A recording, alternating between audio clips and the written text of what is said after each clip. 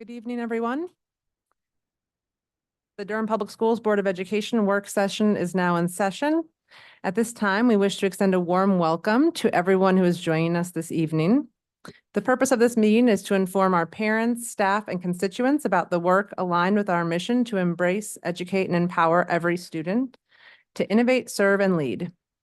Tonight, the administration will be presenting information to keep you up to date on the workings of the district.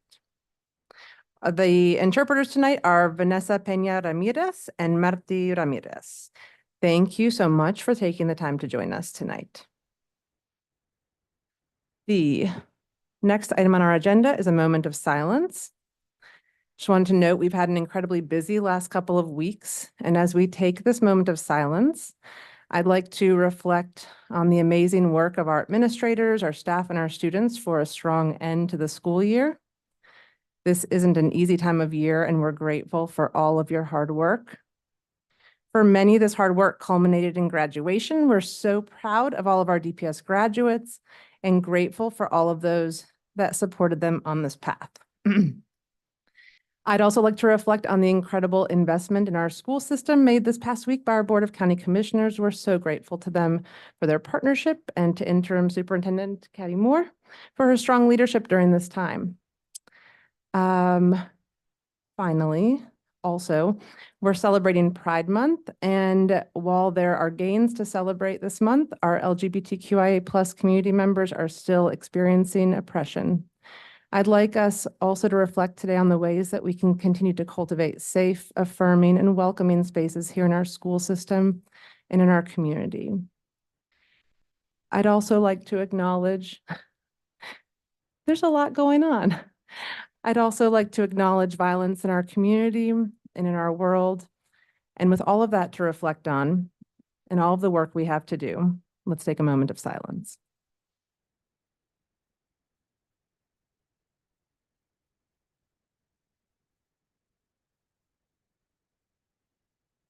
The next item on the agenda is agenda review and approval. Colleagues? I'd like to make an amendment to the agenda. Item 2A, contract linear construction company for installation of crosswalk and sidewalk addition at Lions Farm Elementary School. I move that to down below 4A, making that 4B for discussion. Okay, so motion to amend the agenda to remove an item from the consent, which is the contract with linear construction for installation of crosswalk, to section 4, making it, did you say 4A, 4B? Okay. Second. Okay, it's been properly moved by Board Member Lewis and seconded by Board Member Rogers. Any discussion? Okay, all those in favor? Aye. Aye. Aye.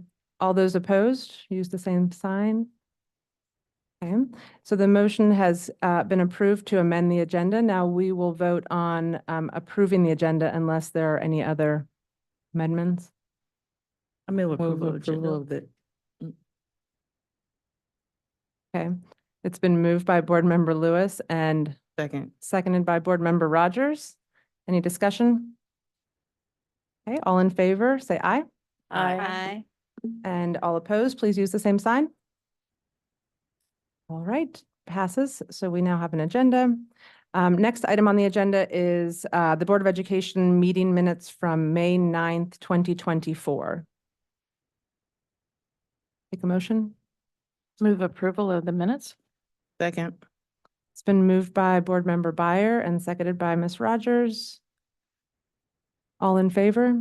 Aye. Aye. All opposed? All right. The board minutes from May 9th, 2024 have been approved. The next item on our agenda is general public comment. I will read a quick review of the rules before we get started. Please state your name. If speaking for an organization, please state your name and the name of the organization. Second, speakers are asked to present their comments in 3 minutes.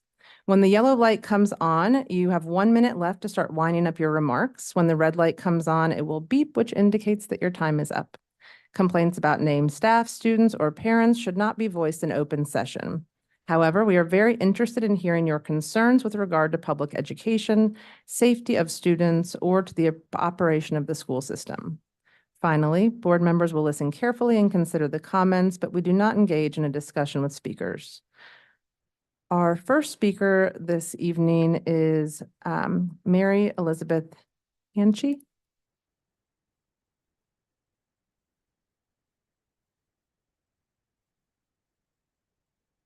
Good evening. Thank you for making space for public comment. My name is Mary Elizabeth. Are you telling me to stop? My name is Mary Elizabeth Hanchey.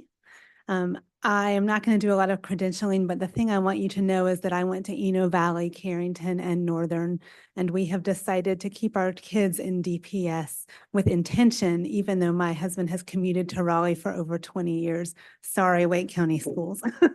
We chose Durham and Durham schools. I come to you today to ask that you find a way to have at least one nurse in every single school. And that you, in addition to that, have support for those nurses in the form of other nurse attendants in schools that have more than 600 students in accordance to the national and state guidelines. I want to tell you a story about my own child and why this child requires a nurse in the school and why she is therefore not in the Durham Public Schools right now, because we had to pull her because she was not safe. But I also want to advocate for all of our students who need a nurse in the schools. We know that public health outcomes are improved for our marginalized communities, for every student that is in the schools when there are nurses there. For our nurses, because they feel unsafe with the delegation that is currently required by the nursing status in Durham. And they are leaving schools where they are required to delegate in ways that they feel their license is at risk. And our staff members who are asked to make decisions and provide medical care that is far beyond what they should be doing. My child, Lucy, carries her emergency shot with her everywhere. Can you show everyone that you have it with you? I could tell you all right now what you need to watch for in order to give her this emergency shot, and you would be really upset to be given that responsibility. Are her eyes glazing over? Is she becoming pale? Right now, it cannot be in the Durham Public Schools because there could be a nurse there on the day she has an emergency, or there might not be. It depends on the day. She, in fact, had an experience in her elementary school where her protocol was not followed. The nurse was not present. She was then allowed to walk home from school in the heat, which is a part of her danger. She nearly passed out in the road, and I had to give my high schooler instructions over the phone about how to keep her safe until I got there and decided whether to call an ambulance, because there was not a nurse at Creekside when she was outside in the heat. I have a lot of information here about how delegation, what nurses should do. But the thing that I want to tell you is that they do not need to come out of your budget. Nurses should not come out of your budget.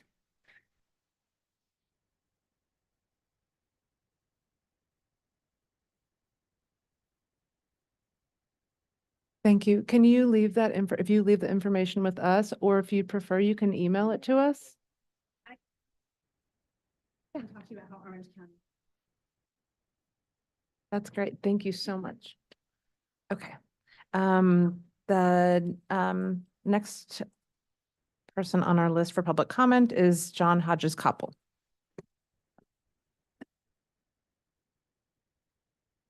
Hi, I'm John Hodges-Koppel. I'm sure you're tired of seeing me, but this is so important. Durham for DSA persists in listening and responding so that we can all be certain that we can both transform DSA and fund the elementary schools we promised to the voters. We wish that DPS would do the same, but instead seems content to pretend that not only will the defunded elementary schools be just fine, but so will all the other schools with their growing list of system breakdowns. And although we still have not received any written documentation from DPS, despite repeated requests, we're not asking for new work, this is stuff you've already done, we at least know enough to be confident that you can have a sparkling downtown DSA and do 2 more Title I elementary school renovations that will otherwise fade into some far uncertain future. Why do you care so little, not with your words, but in your actions, for your most vulnerable students? Let me try something a little different so there can be no misunderstanding about the decision that is coming to a head for you. Under Durham for DSA's program, you will have brand new buildings housing exceptional children's education, math, science, dance, chorus, piano, guitar. The oldest classroom on the entire campus will date to 2009. Every other classroom will be new or renovated, including space for expanding enrollment by 250 students. And you renovate 2 additional elementary schools that you can't do if you replace DSA. The same money that you would spend on replacing DSA would get you 3 schools, coming from that same $423.5 million apples. Your bids are coming in below estimates, so with luck, you'll be able to include the athletic fields, theater and gym upfits, and other costs that the public thinks are already in the new DSA. But if your costs for new DSA come in lower, so will costs for transforming current DSA, because our costs pivot off your costs. In my 40+ years of professional experience, I have never been involved in a project that is so rife with half-truths, misleading information, unsupported assertions, and ill-informed speculation. It may not be the job of consultants and architects to care about tens of millions of dollars of desperately needed dollars, but it is your job to care. It's still not too late. Even with the money already spent, you can choose to benefit more schools and more students. Which will you choose? Thank you. Thank you. That's all I have on my list. Ms. Carter Alton, can I also just make a few comments, take a point of personal privilege? I just wanted to also echo, you mentioned earlier about the budget information that we received this week from our Board of County Commissioners.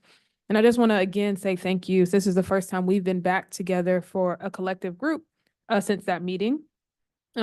We had a bold yet necessary ask. It was unprecedented and it was historic, and our county commissioners were able to fund 98% of that ask. We boldly asked for 27.5 million, and the county gave us 27.3.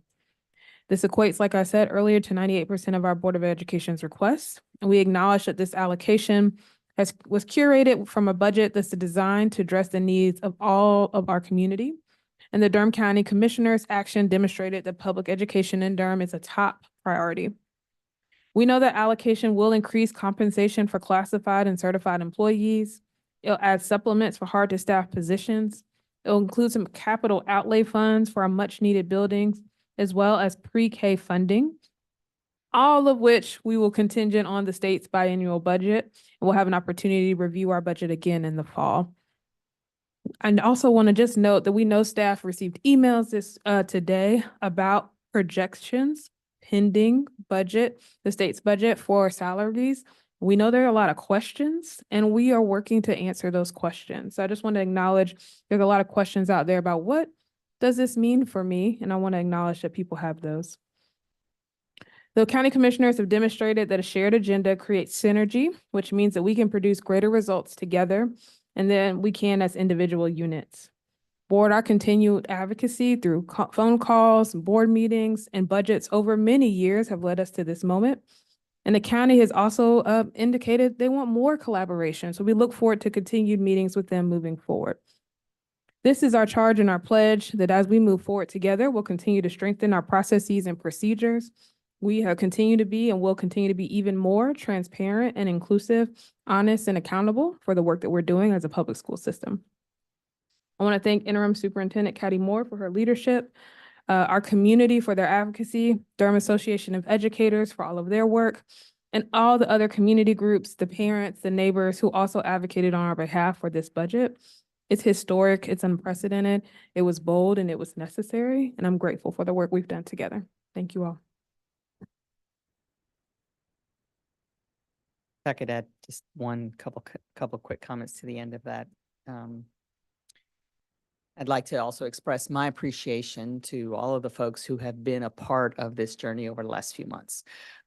This was the pending budget request was one of the first things that I started looking at and started to figure out, okay, where do we need to go? And I will tell you the driving priorities as we developed the initial ask were really, how do we continue the work that was started with the incredible vision of this community and the commissioners to look at what market rate salaries for our classified staff would look like, acknowledging the missteps and miscalculations that led us to a crisis in the middle of the school year and what it would take to really build that back.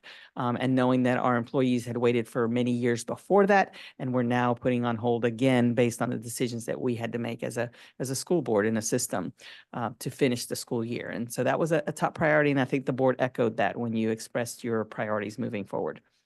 I think the other piece that is important is acknowledging that because of the heavy lift that would take, that even though the past year, the year that we're currently in, was the year for classified staff, and then the next year was supposed to be for certified staff because of that alternating year cadence that DPS has established, that you just could not move forward without something in the budget ask for certified staff as well.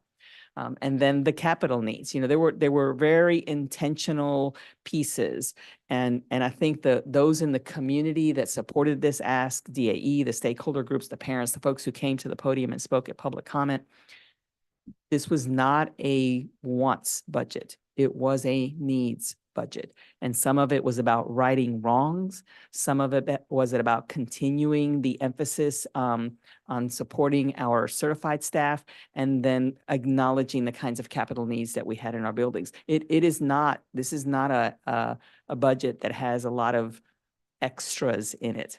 And so I think it's important to just to know that process and that narrowing process that happened still led us to a really big number that I'll just make one correction, it's funded at 98.5% of what was asked for. So thank you to the community, to the supporters, the stakeholder groups, the teachers, the parents, the everyone who was a part of acknowledging these needs and supporting these needs as we brought them forward.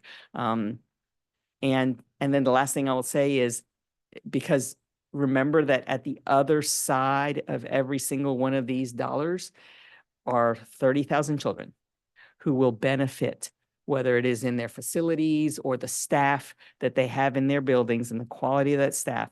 And they will benefit from it. And then the overall Durham community will benefit because our public schools are an economic driver and engine in our communities. So thank you again. Thank you. All right, the next item on our agenda is the consent items. Take a motion. Move approval of the consent agenda items that were previously labeled B, C, D, and E. Second. Okay, it's been moved by Ms. Byer and seconded by Ms. Rogers. Is there any discussion?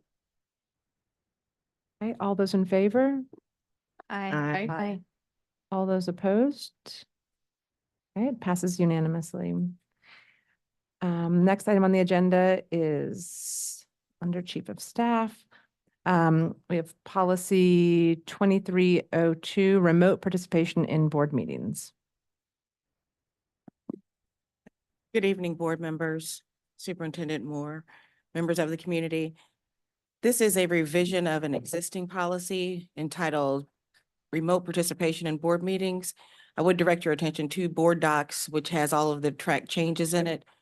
I drafted this in response to several issues that we were kind of encountering around virtual meetings, as well as some additional clarity around having virtual meetings outside of a declared state of emergency. As you recall, during COVID, there was a state statute that passed, and we just wanted to make sure that it was clear for Durham that this board was authorizing itself to meet virtually in its board policy since the declared state of emergency was rescinded. So that's the primary edit in there. And then with regard to quasi judicial hearings, there was an allowance under that state law during a declared state of emergency to allow for those when there was consent. And we added a paragraph, I believe it's E, for the allowance of quasi judicial hearings to be virtual outside of a declared state of emergency, which is where we are currently existing with the consent of all parties. So that language is in there. And we did draft that. Mr. Malone then reviewed it, provided a few minor tweaks to it, and we are presenting it here to the board with a request, if you look at the précis, that the board waive its policy 2420 on the adoption of policies and waive a second reading so that we can continue to basically have the authority to have these quasi judicial hearings and virtual meetings as needed, starting effective today with the board's adoption. It is not urgent necessarily, right? If we could bring it back for a second reading if the board's not comfortable, but it would be advisable to, since we have been having these virtual meetings under that declared state of emergency kind of continuum that we were operating under, to make it proper under board policy. Happy to take any questions. Thank you, Dr. Giovanni. Board members? Yes, Ms. Chavez. I just had 2 points of clarification. The first one is that when, I just want us to state this out loud, when we refer to regularly scheduled board meetings, that does not include work sessions. Those are only or it does. In which section are you? Let me see.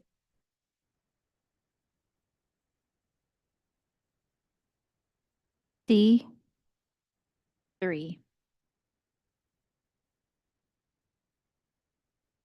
It would be my understanding and my interpretation that that does include work sessions. So those are board meetings. So you're saying with regard to board members' remote participation in the meetings, I can clarify that and include to make it clear that, but work sessions are board meetings, official, regularly scheduled board meetings. Okay. Yeah, I think Um, it's just the difference between the difference between a board meeting and a board work session. A board work session is still a board meeting. And so I think that's where we're trying to make sure that we're explicit so that people who are reading it don't find it narrow. Right? Yes. Yeah. I think, all right, that's helpful. I think what confused me as well under B2A, it says, however, in certain situations, the board may hold fully remote meetings for work sessions, monthly meetings. So I guess we are allowing. Is there any conflict between those two parts? There's a typo.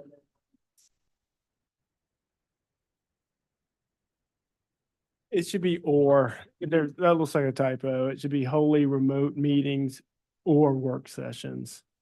It doesn't necessarily answer your question totally because you're making the distinction between a meeting and a work session, but that is actually I think just a typo. Where, can you just say that again, what it should say? It should say, however, in certain situations, the board may hold fully remote meetings or work sessions, monthly meetings, committee meetings. I guess it actually should be probably a comma. Wholly remote meetings, comma, work sessions, comma, instead of or. So meetings, comma, work sessions, comma, monthly meetings, comma. This was like a very exhaustive list. I think that the language that you referenced in C3 is more generic and is certainly intended to cover those regularly noticed meetings that appear on your website, both your work sessions and your regular meetings. Okay, now I'm confused because the 4 makes sense for me here. But You said 4 should be or. no, this is a list of kinds of meetings, right? So the board may hold fully remote meetings, comma, work sessions, comma, monthly meetings, Okay, comma. y'all are talking, you're both saying the same thing. You're just saying it differently. Okay, So 4 does make sense, and the list that follows comes after it. Okay. And the the fully remote meetings, you see what I'm saying? I'm sorry, you're Yeah, correct. it's where the It list probably is not starts. a typo, actually. There you You're- go. Okay. Sorry, it is correct. Sorry. It's okay. Now we have greater clarity. Yes. And It's I'm not a- listening for understanding. Yep. I need to do a better job. my only request is that we clarify, since we distinguish work sessions and monthly meetings here, that we can we say regularly scheduled board meetings, parentheses, work sessions or monthly meetings, so that it refers to the same. So are you same referring term? to In C3. C3? So I think the difference, absolutely, like, I Okay. can add that and just provide the full list. I think perhaps the difference is in C3, it says board meeting, right? And not monthly meeting. If you just said board monthly meeting, you would be correct that work sessions would be excluded. But I think we always want to be clearer, right? And so Okay. in my understanding that you now want in C3, the same list so that the language tracks or not, or similar, so it says work sessions and I just want some clarity that it is work sessions or monthly meetings, since they are distinguished here. That's I all. will add that. Okay. And I think the easiest way to do that would be language to track the same in both places.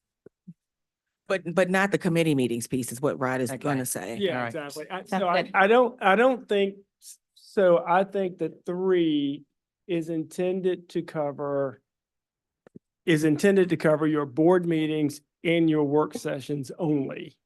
It's not intended to limit a board member's ability to participate virtually in meetings that get scheduled around a schedule that they may not know about a year ahead of time. So I think the idea is that for your meetings that everybody knows about ahead of time, you get 3 virtual meetings, but you could do an unlimited number of specially called meetings remotely is the idea in the way this language is supposed to read. So I think that Dr. Giovanni's proposed change would address that. Thank you. Okay. I have another question, but go ahead. Ms. Umstead. Sorry, it's just a follow-up on that. I think the defining regularly scheduled actually is what we should be working on, because it could be work sessions, it could be meetings, it could be our joint meeting with the county commissioner. I don't know, right? But how do we define regularly scheduled? Is that the things that are on our agenda when we approve our board calendar in July? I think that might help clarify the other pieces that you're talking about. But then does Because it- there's more meetings than just work sessions and monthly meetings, you know? Ms. Chavez. But then does that, committee meetings are also regularly scheduled for a period of time? Does it, I'm all into the defining what we mean here, so, but I'm just, maybe joint meetings should be added to that list.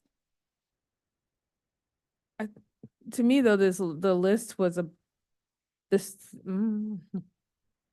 list that you all are referring to up here is different than bottom, because the 3 is about attendance at a regularly scheduled meeting, not about whether you can have the meeting all virtually or not. The list in the earlier ones talks about what type of meetings you can have all virtually, if I'm tracking this correctly. So the attendance, tracking attendance in 3, the question is, how many times could I, as a board member, be virtual, and what meetings count towards that or not towards that? Am I? Okay, yeah, that makes sense. This one is about attendance. Then isn't it only the work sessions or monthly meetings? It's not any other type of meeting? Well, I think the clarity is what we're looking for. Okay, What is, We're gonna what have is to- defined as regularly scheduled? What meetings are included in regularly scheduled? Is okay. it just work sessions and monthly meetings? Is it joint meetings also, because they're regularly scheduled? Like, how are we defining regularly scheduled? Okay. But are you suggesting that we define it a different way? I don't think it's defined at all, regularly scheduled. So we can address it however you would like. I think that at least when I was reading it and thinking it through, I thought you were talking about basically your 24 main meetings, your work session and your regular board meeting that you do twice a month. Those are the ones that I had in my head as being part of that 3 count. So if that's what you're asking for clarity on, Dr. Giovanni and I can easily make that change. If you're asking for something else, then we just need direction from you. That makes sense to me. Yeah. Board member, does any other board member have questions or comments, thoughts on this? Ms. Byer? I appreciate clarification on this policy. I think it's important for us to set the expectation of trying to be in person at all possible, and I appreciate that language. I know that the technology is available and accessible, but when 5 of us are in the room and 2 of us are virtual, it is less than ideal because we can't see each other fully. We can't acknowledge, nonverbal things that go on in meetings, and it's just it's a substitute, but it is less than. So I appreciate kind of ways to both modify this policy so that in limited circumstances, we can use the technology to help us. If people have concerns about the number 3 and the absences thing, I think this would be a good time to talk about that before we move too far forward. But I do appreciate the clarity going forward. As y'all have helped wordsmith this better.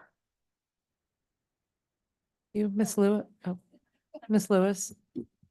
She didn't have a question. a question. I had a ram. But with your rambling statement, I would say, and it's to this board's discretion, it says 3 absences in the calendar year. You know, the new board members are sworn in July on the academic year. I would wonder if y'all might want to consider making that change from the July to June opposed to the calendar year. I have no skin in the game, just something for y'all to consider. C1, I think it's C1. I think it's stated a few times throughout. I see it in C3 also. Maybe we just check for that. Do other board members have questions or comments they'd like to make?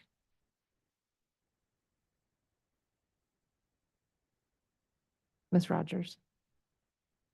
I think I want us to have a more thorough discussion about whether we want to change that from calendar year to academic year. And when I think about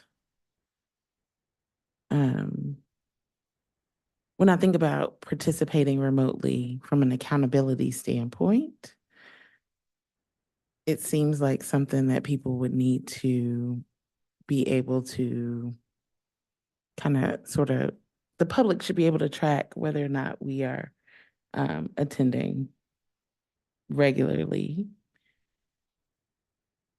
And even though our new colleagues are not sworn in July, generally filing is in November, and the accountability period is in the early part of the year, either January through May or January through March, depending on how you look at it. So if you were to change it from calendar to academic, then the voters have less of an opportunity to review an entire year,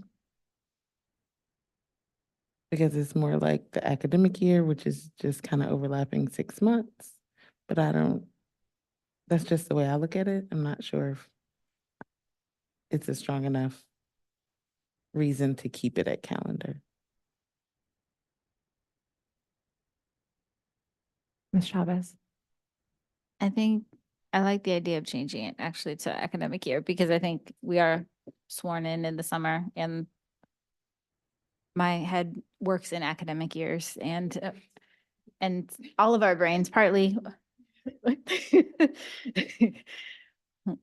do because that's our flow of this work. So I like changing it to 3 for the academic year. Thank you, Ms. Lewis, for that suggestion. And then I also have still a question. This is on the second to last page. F, special rules for remote meetings. Quasi judicial hearings.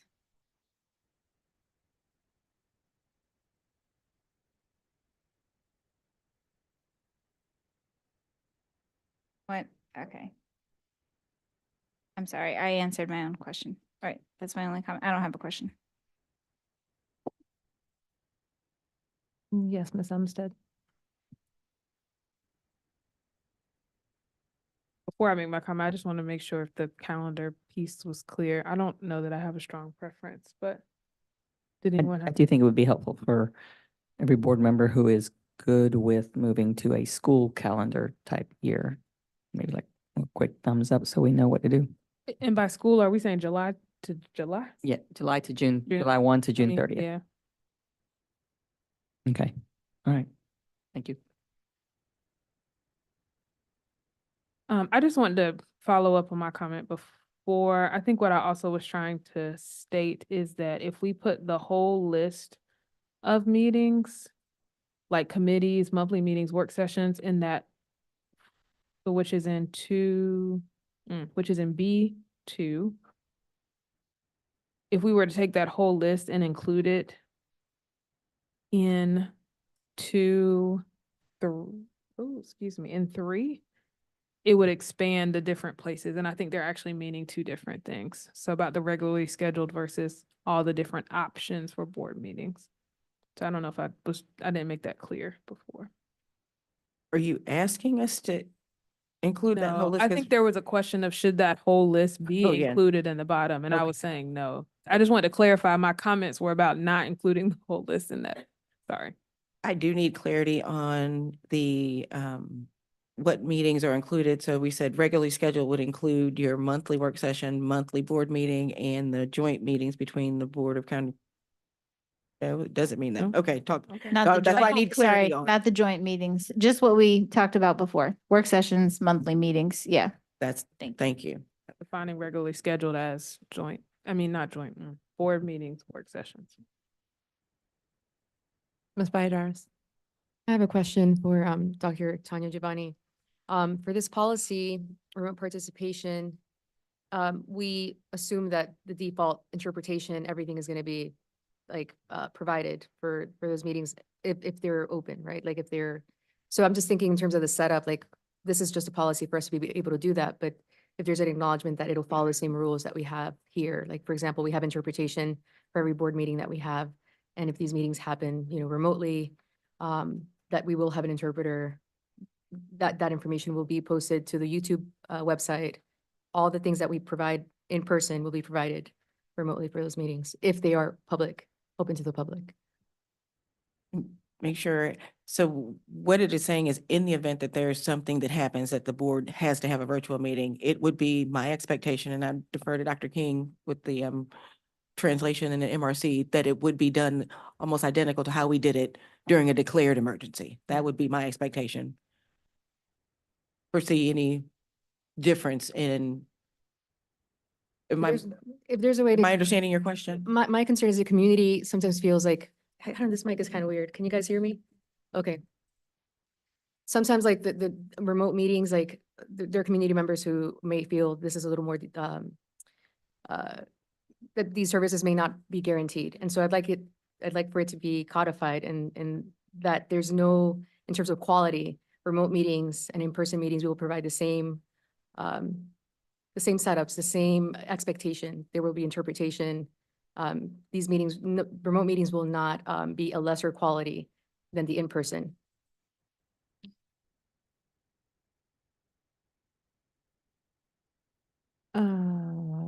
Ms. Rogers. I think my question is, maybe Rod and Dr. Giovanni can chime in on this. Just because we're having an open meeting doesn't mean it's streamed.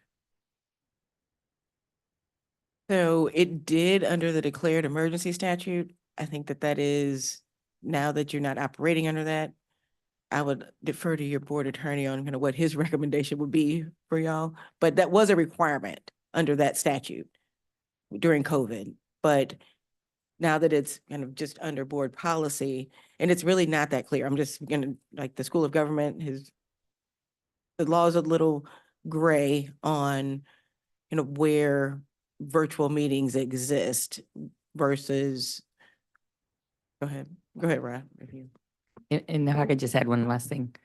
This policy is about board is about remote participation. It's not about remote meetings. It covers both. Okay. So I want to have you re-ask your question if I don't answer it. If the board meets wholly virtually, then the public has to have the ability to view the meeting in some form. That typically has been streamed by most boards of education in some form or fashion if you meet wholly virtually. If a meeting like today, you're meeting here, there's not a statutory requirement that you stream this meeting because you're meeting here and the public can come here to view this meeting. If a board member or two participates virtually during a meeting that's held here, you're not required to stream that meeting because again, you are meeting here and the public can come here if they want to view the meeting. Does that help? That helps, and that's perfect. Sorry. Here being wherever we notice that the meeting is being held, not necessarily here meaning the Fuller Building, correct? Correct, that is correct. Perfect. Now, Ms. Giovanni, or Dr. Giovanni, I'm sorry, to Ms. Valladares' point, this streamed meeting, will interpretation services, wholly remote meeting, will interpretation services be made available online through the stream? I am not the technical expert on what is currently provided, but. And I it- think that's what she's trying to get Okay. codified in policy. So I wrote down codified provision of translation during wholly remote meetings. And so I would have to clarify, but I just don't know what the translation is as provided during the streaming. That's great. Okay. Us having a better understanding of that will help us decide how often we use that and activate that, because we're already like taxing our folks and when we do that. So, but thank you. I will have an answer for you when I bring the policy back. Ms. Byer. So appreciative of bringing up the need for language justice. And I also believe there are pieces in this policy that are for confidential hearings, perhaps a student transfer, where, and so I don't want the language for the language justice things to be incurring additional burden or expense for the district if we are just wholly like having a confidential hearing under remote participation, right? And I think that is part of why we are also modifying some of this. And obviously, if it was needed by the family in a closed meeting, we would have that and provide that, but. Only for public. Right, so that public, yeah. I don't know what I'm asking, but I don't want, as you modify this, to box us into that for confidential meetings, right? That are using this technology. Is that? I think I said public when I was saying, I mentioned, I was very clear that this would not apply for confidential. So Dr. Giovanni, I think you understood what I was asking. Not asking for us to break laws or expose anything that's confidential, but just, I said the public ones, the ones that would normally be available to the public here. The open session meetings. Yeah, so maybe it'll say open session meetings for them to have the same amenity, the same setups, interpretation, what we can provide here remotely, that we won't compromise on that. Dr. Giovanni, can you review with an eye towards those concerns? Okay, cool. Yes, Ms. Chavez. Okay, so on this point, I'm looking at policy, let's see, this is 4003, interpretation and translation of policies for students and parents. But I wonder if there could be a reference. I leave it at, up to you. Does it make sense to have a reference to this policy, which says that the school system will provide interpretation and translations of pertinent school system information and policies to students and parents? Right.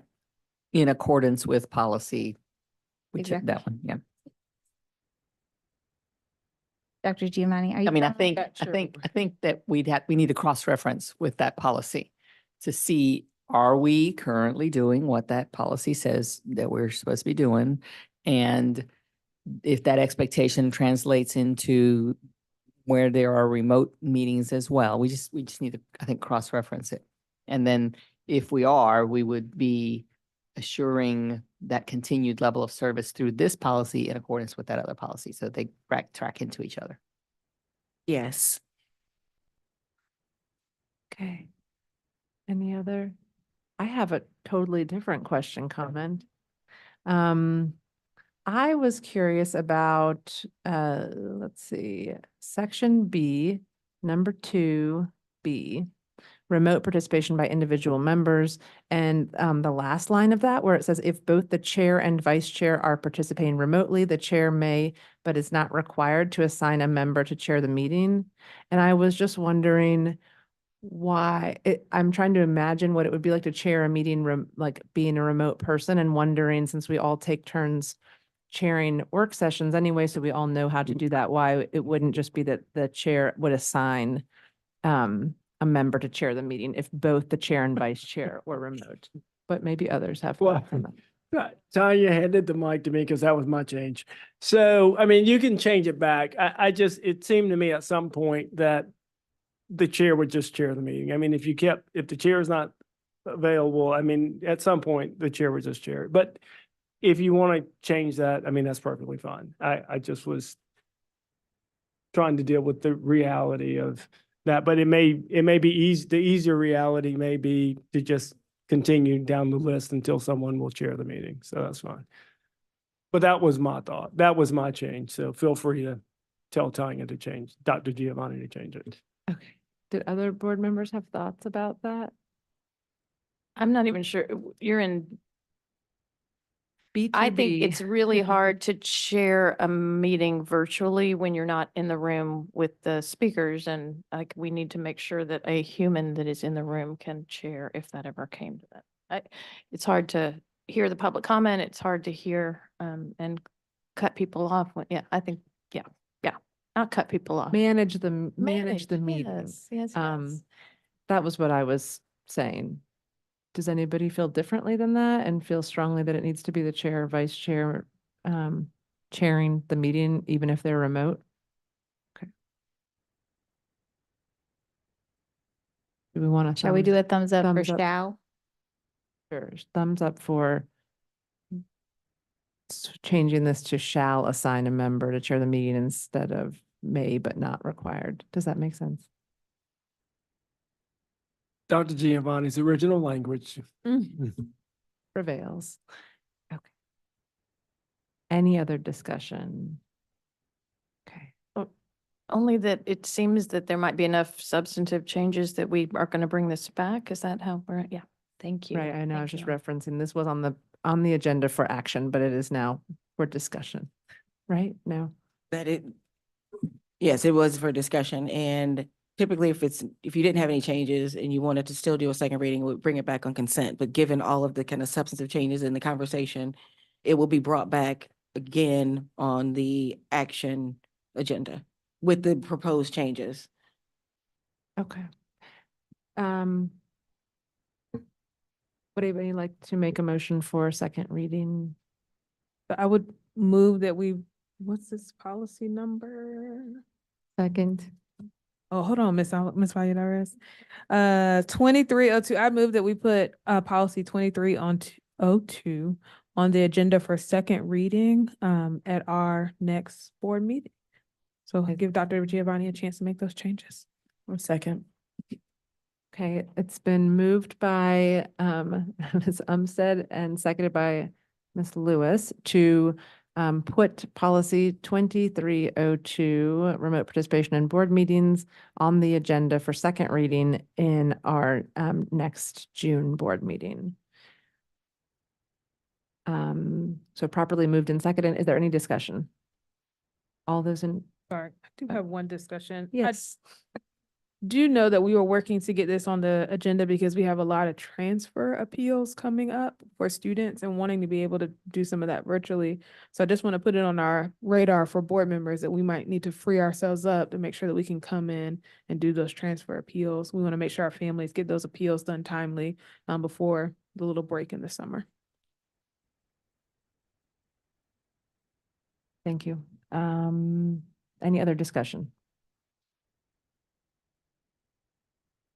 I guess I'm just wondering, I'm just gonna say this, I'm just wondering why we can't approve it tonight. Because it seems like we have 3 small changes, maybe 4. Oh, Can I- sorry, Ms. Rogers, yes. I think there's more than 2 small changes. I understand the changes that we're asking for, and I'm excited about those. I want to make sure we get those before we approve. But could we do something like we did in the superintendent search where we Waive. make it so that we can do those quasi hearings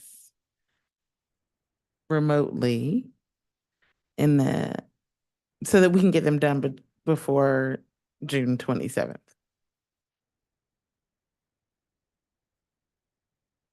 Waive the policy. Do we want to hear about our options from our attorney? Yes. Or we can do this motion.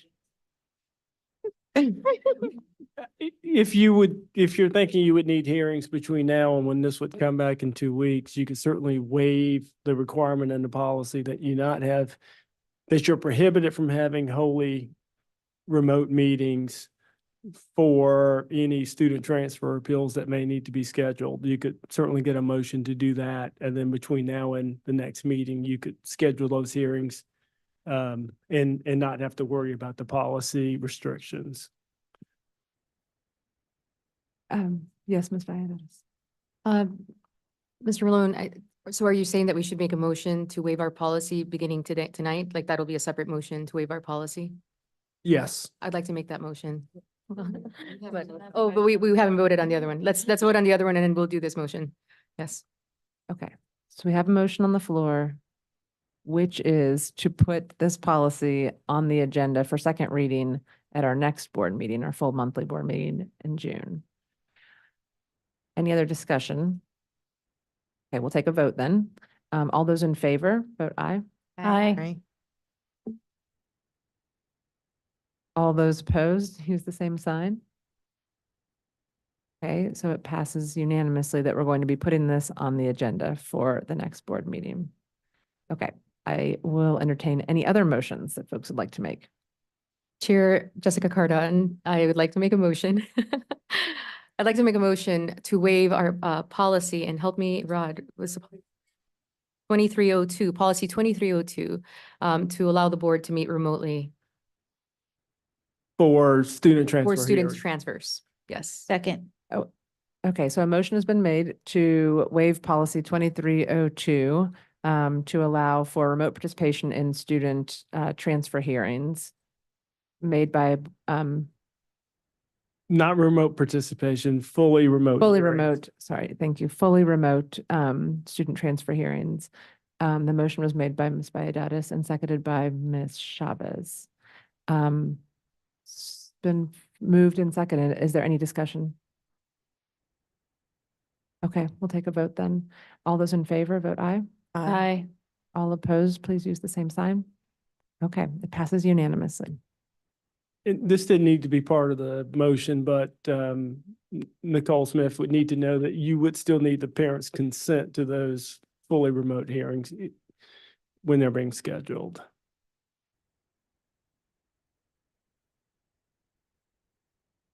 Okay.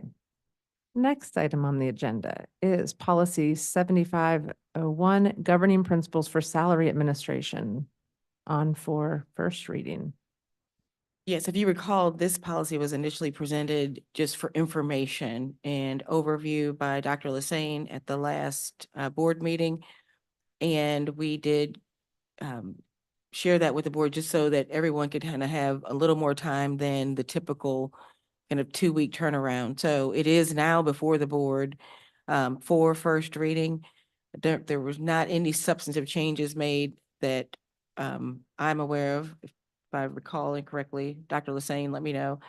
So if you recall, this is really just kind of the principles. They did change the name from salary administration to governing principles for salary administration. In the working group, the decision was made to present and work on a second policy for the board. I believe that we had initially shared with you that there would be this policy and then administration would work on R&Ps for a salary administration policy. And then after we've met 2 or 3 times now, the working group. And as part of that group, it was determined that given the importance of this and just the kind of the heavy lift around salaries, that it be something that is brought to the board at a policy level. So we are currently working on policy 7502, salary administration and employee compensation, and it's multiple pages, quite detailed. And I did want to share the list of the working group just because they are really committed. And so the members, the leads are myself and Dr. Lassane, Dr. Dietrich Danner, Senior Executive Director for Federal Programs and Community Engagement, Ms. Kim Hager, Senior Executive Director for Human Resources, Mr. Frederick Davis, Senior Executive Director for Operations and Building Services, Ms. Jennifer Hauser, Principal at Easley, Nisha Watson, PE teacher at Eastway, Margaret Majors, EC teacher at Lowe's Grove Middle, Rhonda Cooley, data manager at Jordan High, and just want to give Rhonda an extra special shout out that she is just really been a rock star on helping us with the language and just really kind of moving this work forward and giving it just a lot of attention. So thank you, Rhonda. Mr. Jose Cruz, art teacher at Shepherd Middle, Ms. Laura Parrott, director, AIG, Mr. Daryl Monroe, CTE IT manager, Mr. Pablo Friedman, director for the Multilingual Resource Center, Mr. John Strobel, supervisor for transportation maintenance, and Mr. Kent Eastwood, a general maintenance tech. So that is our working group. And we are currently, when we'd initially thought we were just going to kind of bring you one policy, we had thought we were only going to meet like three times. But since we've now pivoted to the bringing you back a second policy, that work has gotten a lot more intense. And so we are now going to be meeting on alternating Wednesdays or Tuesdays, alternating Tuesdays or Wednesdays after the 4th of July. So it is, we do anticipate bringing it as soon as possible, but our conversations are very in-depth and very robust, and just making sure that the voices and how the salary administration and employee compensation impacts all different folks. I just want to say that this team are not just kind of in their own little silos. Like, they really are lifting up things that they've heard from people that work in different departments. So, but ultimately what we're bringing for tonight for first reading is the principles for salary administration. And then ultimately, once that's done, we will bring back a more detailed policy 7502 for the board's consideration. Happy to take any questions. Thank you, Dr. Giovanni. Colleagues, any questions or comments?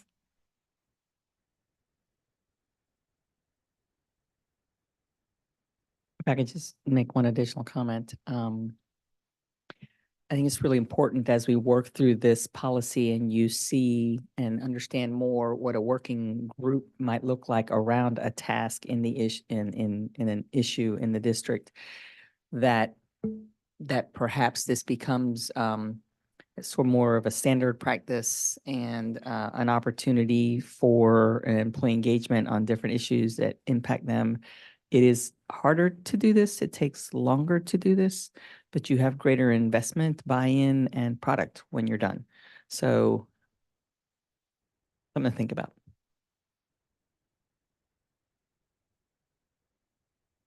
Ms. Rogers? Thank you for working on this policy, Mr. Crutchfield, Dr. Lassane, Dr. Giovanni, and all those team members that you spoke about. I know we are talking about making this policy. Can you share a little bit about if this will be included in the employee handbook, how quickly it needs to be approved in order to be in next year's employee handbook, things of that nature?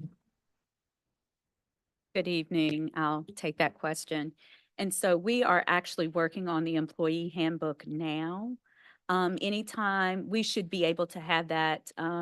Obviously, it would with this being first reading, would not be ready for the start of our year-round schools, but it would probably meet the timeline for our traditional schools. Also, in years in the past, if we have adjustments that are made to the employee handbook, then we just communicate out that additions have been made. So this is something that we could do that would even take care of those year-round schools.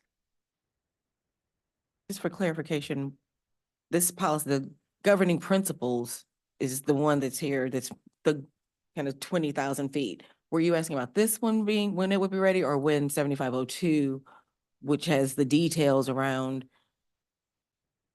like stipends and all, assignment to pay grades, et cetera, that more detailed one? I just want to make sure that we're answering your exact question. Let me step in and, okay, so this one technically is not fully approved till it goes through second read, which would be at the next meeting. So if our employee handbook is, I don't know, paper, electronic, both? It's electronic. Okay, Yes. since it's electronic, we can put out a version of the employee handbook that may not have this policy yet in it if we're trying to get it out prior to the next board meeting where there's final approval. And then we can update it with the final approved policy once it is ready, since it is an electronic version. And through one of our emails to staff, I'll alert them to the update in the employee handbook with the policy and a link so that they know that it's there. But I do not think that the more detailed policy, since we're scheduling meetings after July, will be ready until after the school year starts. And in similar fashion, once it is fully approved by the board, we will need to notify staff that the employee handbook has been updated with additional information. And I really do think that that policy may require a little 10-minute video or something that goes with it for people to understand what it is and that sort of thing. Not just the notification maybe that it's gone out. And since the board will be reviewing it as well, it may be that portions of the presentation are what we share with staff so that they can see what's in it and that sort of thing. But it's going to require, I think, a little bit more socialization. That's helpful. Thank you. Yes, Ms. Valladares. Thank you. I have just a question for this board because this policy is about governing principles, right? It's the tenets of how we're going to do this work. It may include a committee. It may include, all the things, updating our employee handbook and all these things. My question is, what's holding us from waiving second reading on this one? If it's about the principles, why can't we just waive second reading, approve it tonight, and that way we ensure that it's timely so that we can do the work that we need to do timely? Thank you. Ms. Byer. I really appreciate y'all bringing this here and happy to talk about waiving things and moving it forward. The part that gives me pause is whether we need to define more clearly salary schedules. That terminology is used throughout here so much. And I know that we've had such harm done with the notion of steps and longevity and state longevity. And so I don't want there to be confusion amongst our employees, presuming and assuming we're going to pass something that has steps that are defined where everyone moves every year. That I think is a major thing that is still up for discussion and debate. And did y'all have conversation? Are you continuing? Will that be part of the following policy as well? That's the part that gives me pause about the language that's within here. Yes, in 75, the current working draft of 7502, salary schedule is defined as refers to a board-approved schedule for determining the base salary and/or salary supplement of eligible employees in the same position classification. So it would be included in 7502. You. Any Yeah, other? I think that answers it. It's just where we've been so unclear and expectations have been for us to print and publish a stepwise schedule.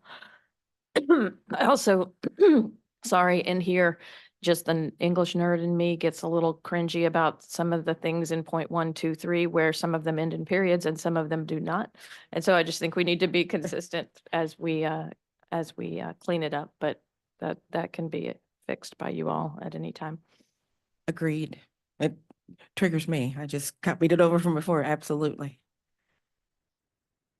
Can I just throw one last question out there? At the very bottom of the policy where it says the superintendent shall adopt necessary regulations to ensure that this policy is implemented throughout the school system. Is that still the case, or will the other policy cover that? So I looked at that, and until that other policy is adopted. We don't know. Correct. Yeah. Okay. And I didn't want to take it out until I think Okay, we'll see. all righty, thank you. Other comments? Yes, Ms. Chavez. I'm glad I didn't have to be the person to say the thing about the periods. Thank you. Also, okay, the quick thing. Number 2, superintendent D, missing a preposition there. Provide oversight for over employee compensation, something like that.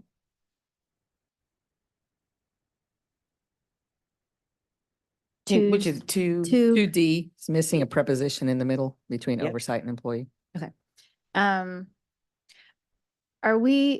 I am wondering, like, are we trying to wait on this then to approve it with the other policy? Or is there a reason? Did I miss something? Is there a reason to wait on approving that this evening?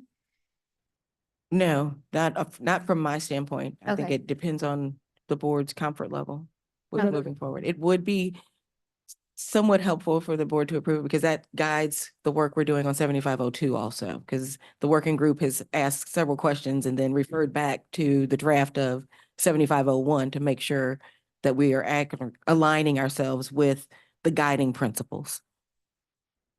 Would other board members like to weigh in on that question specifically of whether you would feel comfortable this waiving second reading or not?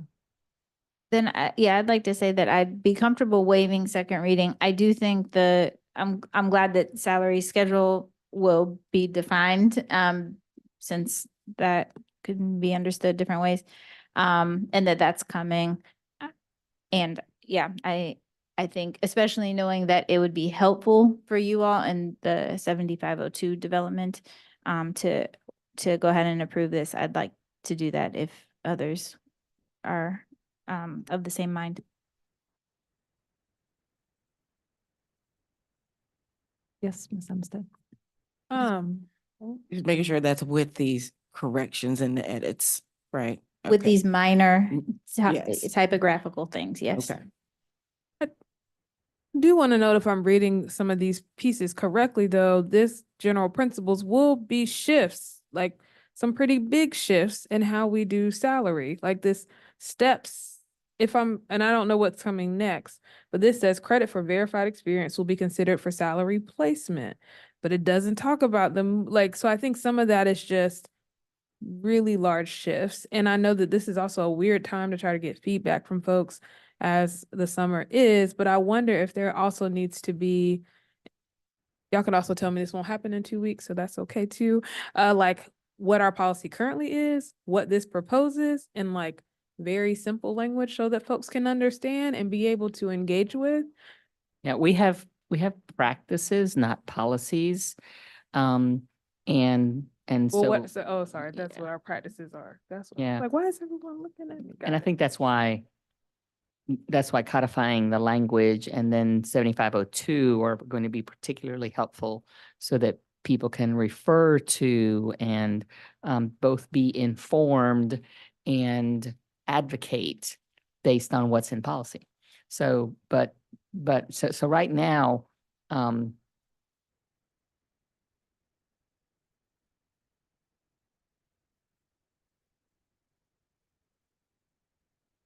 experience is we it's not like a black hole, but it is a little bit of a negotiation. It is seeing what best practice is, talking to neighboring colleagues, making some judgment calls about what's on paper and through conversations. And sometimes what's on paper requires a conversation to better understand what it is.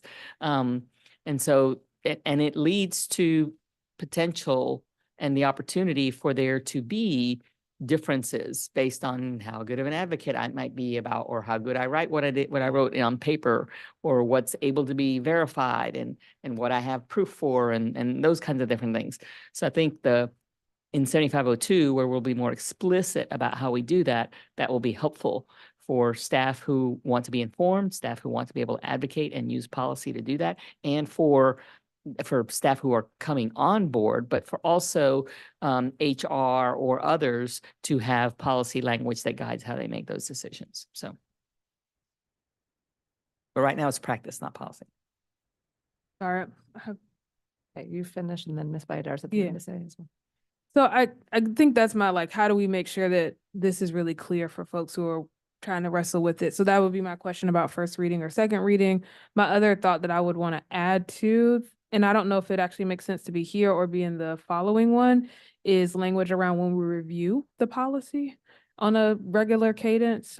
Because I think that, like, even having this working group a year from now, sitting back and saying, how did this play out? What did it look like? Where are the kinks? Like, what do we need to shift and change?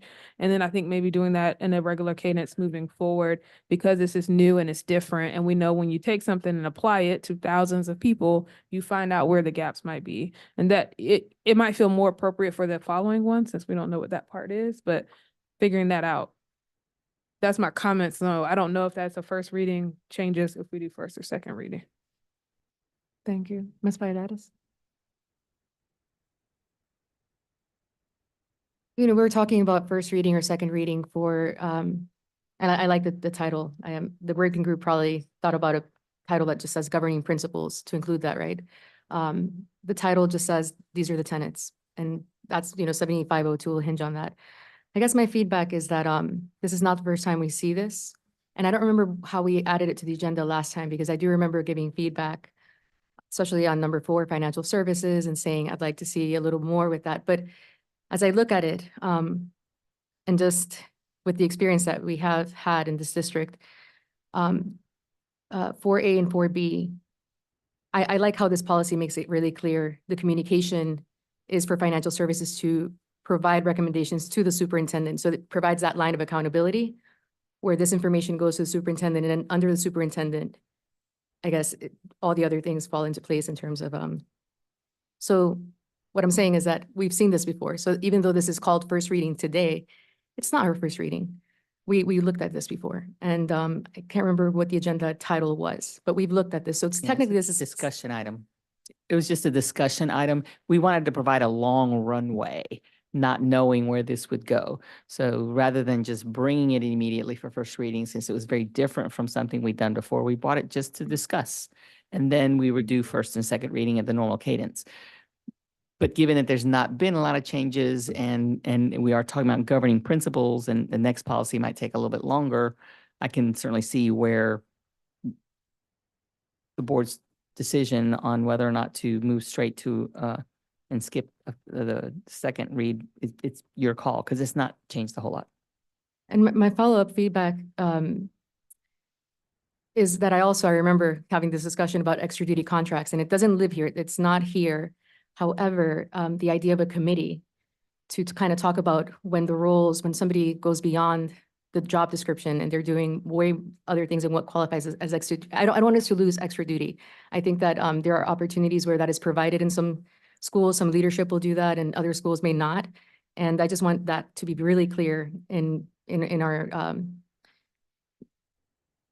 I trust that there will be more changes to policies, not just the creation of 7502 or the update to that, but also other policies that might talk about extra duty or employee, what do you call it? Employee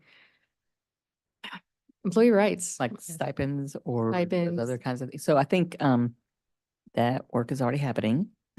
We are already engaging with stakeholder groups and trying to get feedback from principals to try to create a little bit more structure and predictability to what is extra duty. And again, I think I may have said last time, I want to separate things like stipends and other things, want to better define our terms and put the structures behind it so people know ahead of time. And quite frankly, we should have a defined pot of money with a defined amount of funds in it for defined roles and amounts for those roles based on either level or complexity of the role or the time of year that it happens and payment schedules for it. So that we know at the beginning of the year how much is in there and we don't spend more than that at the end of the year. And if there's needs to be discretionary funds available for things that come up, that's a separate pot of funds that will be more limited and have to be governed separately. But that work is actually already happening. And whether it shows up in 7502 with some definition or language, or it becomes a process and a schedule that you see that's adopted, because sometimes extra duty schedules are adopted by the board, same as the pay schedules are adopted by the board. So there's an opportunity there as well. Thank you. Others have thoughts? Like to make a motion. I would just wanted to say one thing that is in favor of maybe your motion, which is we've seen this once, we've provided feedback on it during our last meeting, and nothing in here feels controversial. I really appreciate that this is guiding principles. You know, when we refer to administering salaries fairly and consistently, that's not, I mean, and I also think that this is in line with, in many ways, how we've been doing things. It just codifies it, and I love that. And I really appreciate the time that you're taking to work with staff to get feedback to make this as strong as possible.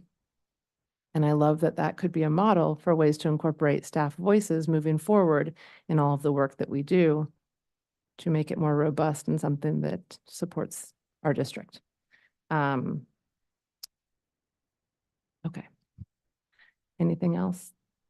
Anyone would like to make a motion? Oh, yes, Ms. Lewis, sorry. For the anything else. Thank you for clarifying that, these are practices that we are codifying, being more clear. One of the things that I do like about this is every member from school board, human resources, financial services, employees, each one of those positions has a collaboration and specifically who they're collaborating with. And there's these lines that I just kind of see like this information highway of communication. One of the things that has been in our practice is that the superintendent has collaborations as well. I don't see that as explicitly here. And so whereas the school board 1A collaborates with elected local and state officials to advocate for DPS needs, the superintendent does some of that on some level, along with collaborating with stakeholders, meeting with certain persons within our district to give input to the budget. So that has been our practice, but it's not uplifted here.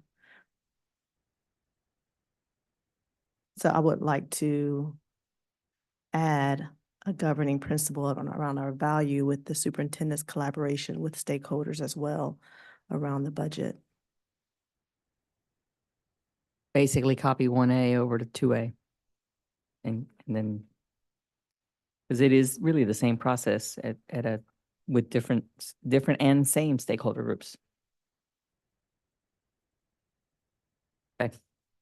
Ms. Lewis, would you want additional stakeholders there, or would you just want the elected local?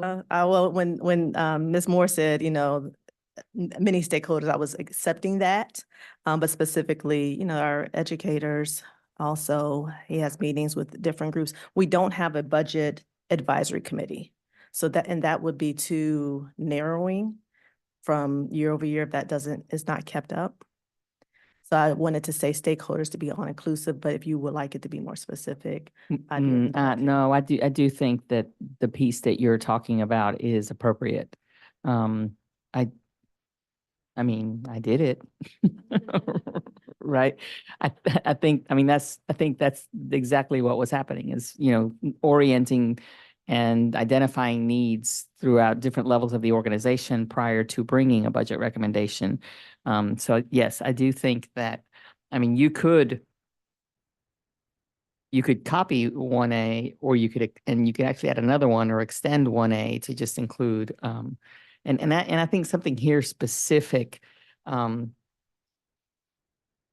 not sure if the school board wants, stakeholders for me is important. I think it's important for the superintendent, but I think in particular important to the superintendent, you might want to call out separately DPS staff, right? So, because those are not exactly the same. I want to be careful about lumping all stakeholders and DPS staff together because they are not the same groups. So I'm okay whichever way you land. And the other piece, sorry, was also like county budget staff and county leaders that are not elected, and the way that this A is phrased kind of narrows it to elected leaders in my reading,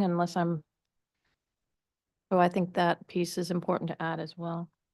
Would we be in favor of adding DPS staff, county staff, and other stakeholders or something to 1A?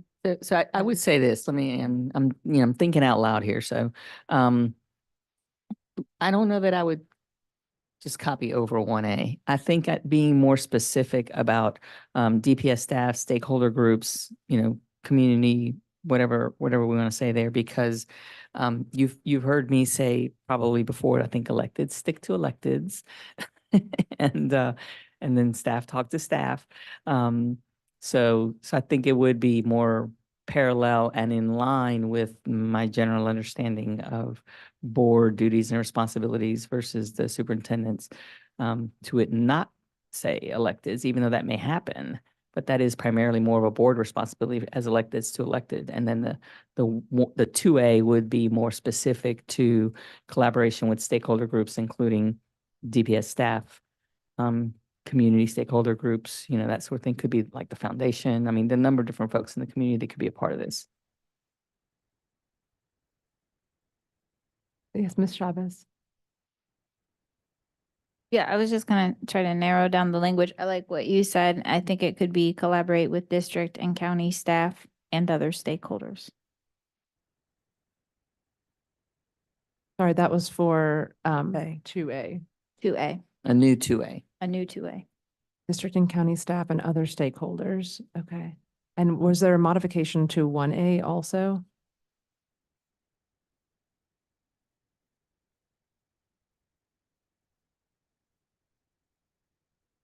Other board members, sorry, Ms. Biodatis, did you have something that you?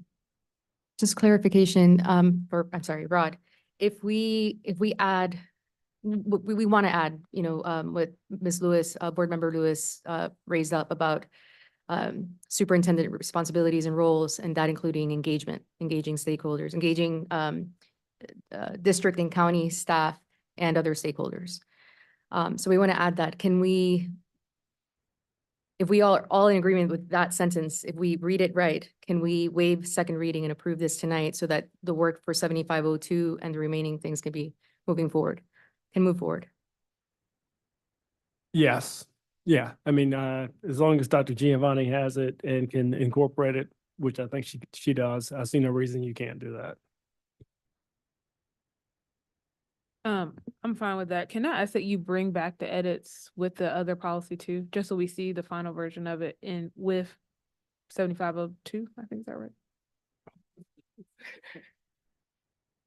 No.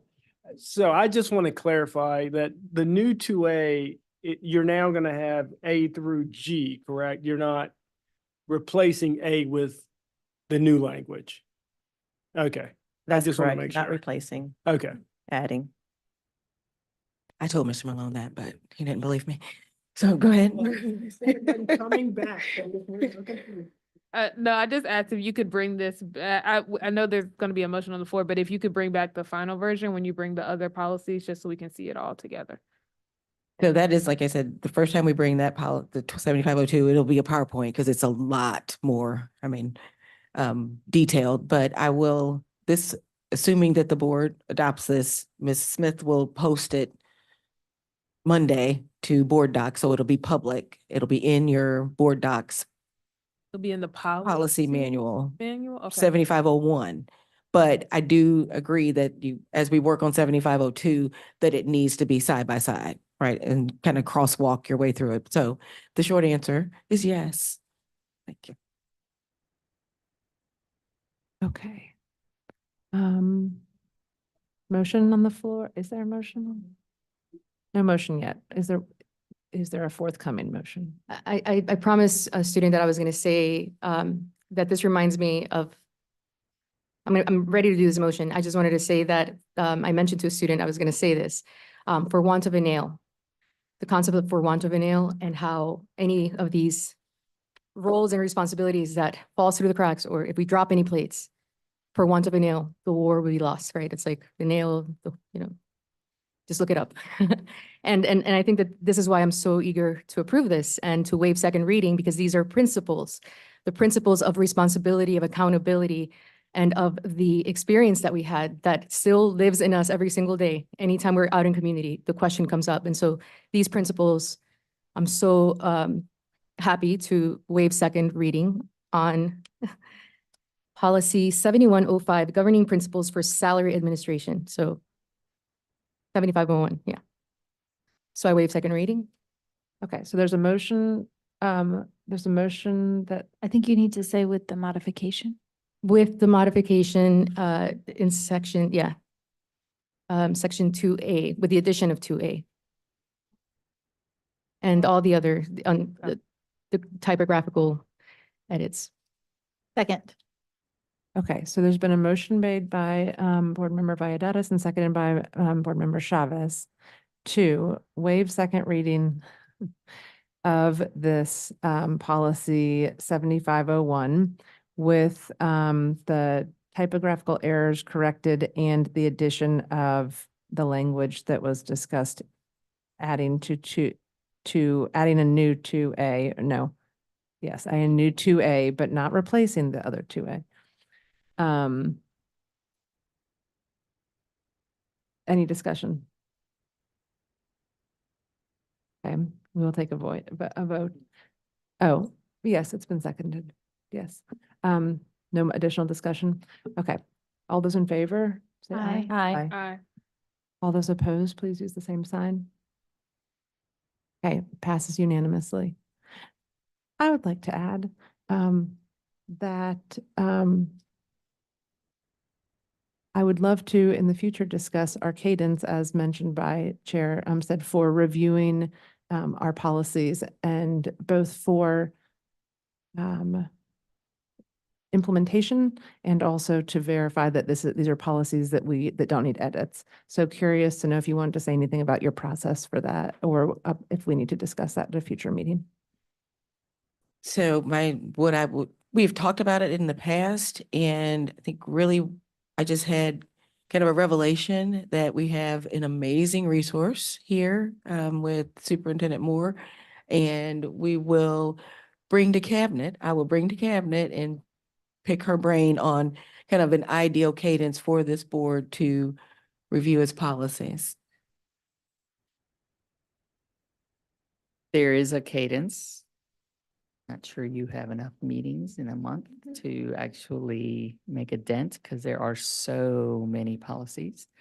And then because you've got two things that are happening, there are policies that might be just really DPS specific. And how often those might need to be reviewed. And then there may be policies that come from the School Board Association. They could be new, they're reviewed. Usually when they're new, they're reviewed. You decide whether or not to approve them. There are updates that they push out on a regular basis, and we have to take a look at those updates as well. So I'm happy to provide some guidance on cabinet on how to eat this elephant. It is an elephant, and I'll just say briefly, I think you'd start with your oldest, the ones that have had the longest amount of time since revision, and then deal with that, and then deal with the stuff that's being pushed out and updates by the School Board Association, and you sort of work your way towards the middle. Thank you. And maybe find opportunities for consolidation. Well, so yeah, and you perhaps- meant, yeah, eliminating, whether it's eliminating policies, adding new ones, revising policies. But you also, you need a sense about how many you can do at any given time also. We're doing 2 today, 2, 3 today, 2. And if you did 2 per meeting, you'd be doing this for about 10 years. We need a retreat. Did you have? I just want to add a comment on that. I would like to see us get in a cadence though, like if there's a 5 or 4 year cycle. And I think we will need your guidance from this of how many policies can be, if we space them out, what's the right cadence and flow? Is it in a board meeting like this, or do we set up a policy committee that spends more time working through this? And I think that we'd want to hear your recommendation, but I would like to see it already be cyclical. So we could, because I was on the board when we went through all of them and it took a long time, but I really enjoyed the process. And so how do we keep that on a regular basis though? So it's not like, okay, everyone, we got to do all of them this year, but we do a set this year, we do a set next year, we do another set. And by the time we get to that original set, we're back in the 5-year, whatever that cycle is. I hope I explained that correctly, or that was clear to everybody. Did that happen in 2016 by chance? Because I've noticed that many of our policies date back to 2016. I want to say that it had to start after that because I joined the board in October of 2016, and this happened after Dr. Giovanni was here, so that had to be 2017, Middle of 2018, I started, and then we started the transition project January 2019. The 2000s, to Superintendent Moore's point, are the oldest. Those have not been looked at since like 2016, and those are the board policies. And so that would be probably an ideal place, but I would like to kind of huddle with Cabinet and Superintendent Moore and then kind of bring back, and I don't think it necessarily has to be a presentation, but just share, with the board kind of what a plan is and get some feedback. So we've waived second reading on this policy, but we've not voted on the policy. So I just want to make sure we return to that. But yes, Ms. Byer. So I appreciate it. I wonder even if at the retreat or soon thereafter in July, we hear from you all about recommendations for best practices for working through these policies, because they are very out of date. And before you, Dr. Giovanni, Dr. Pittman was leading this effort, and it is tedious, but it needs attention. So if y'all have those recommendations to bring to us as we set our new calendar year, and whether we need to add a policy committee or something, I welcome that input as we move forward. I would make a motion that we approve policy 7501, governing principles, as amended. Okay, it has been moved and by Ms. Byer and seconded by Ms. Valladares. Any other additional discussion about policy 7501? Okay, without any, we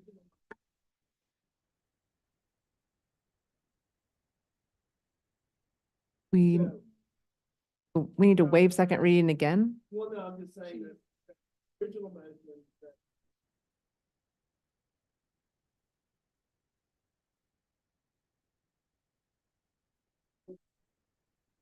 I would also amend my motion to say that we are waiving second reading. Is that what you needed, Ron? Yeah.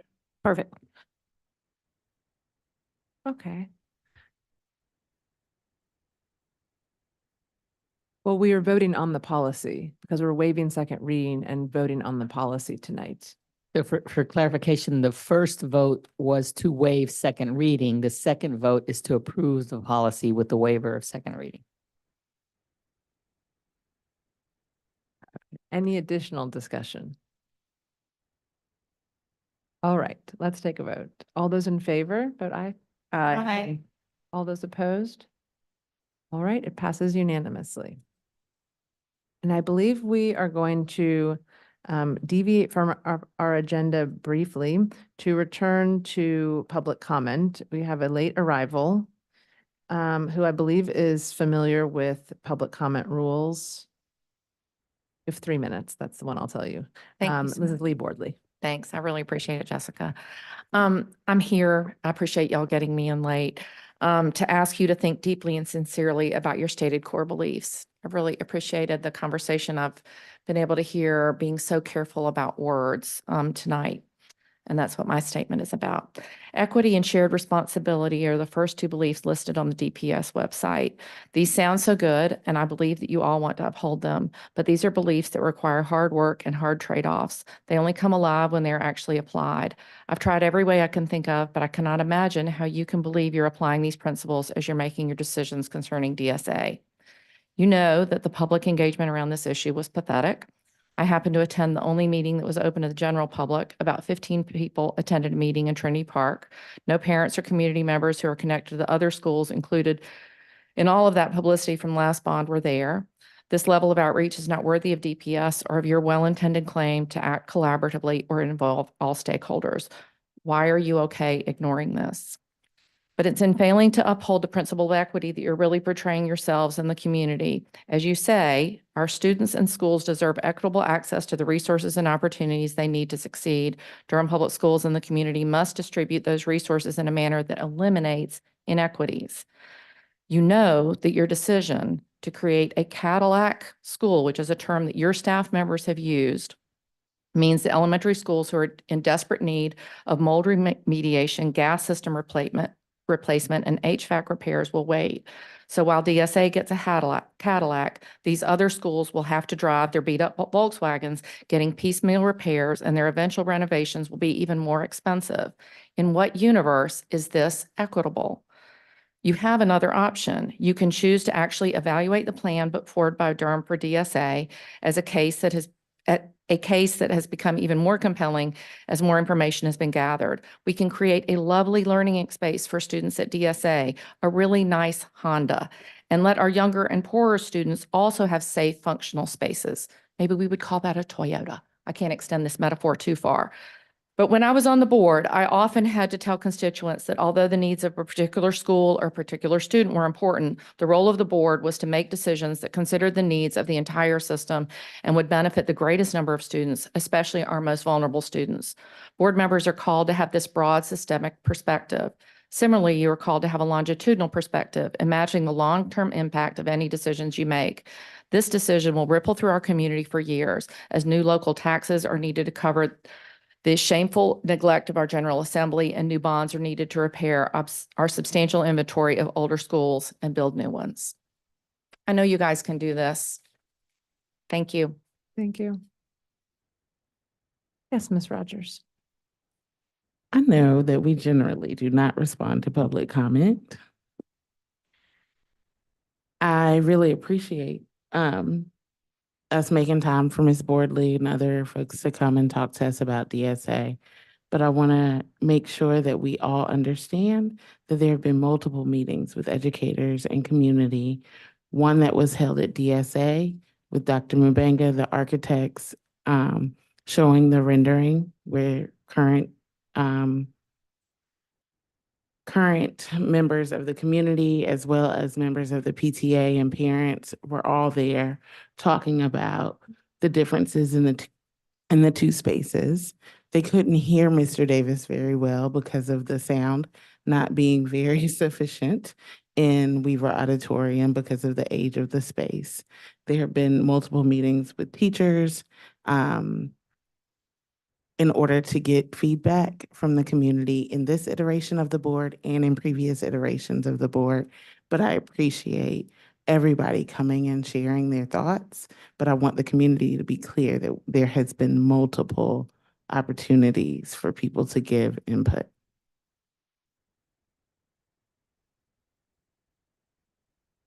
Okay, so we'll move on to the next item on our agenda, which is the MOU between DPS and Durham County Sheriff.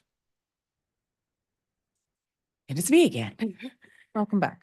So this item, board members, is on for information. Just historically, if you recall, about this time every July, the superintendent enters into, and the sheriff, the superintendent designee and the sheriff and designees enter into conversations around the MOU and like how many SROs are going to be in our schools and what schools they're going to be in.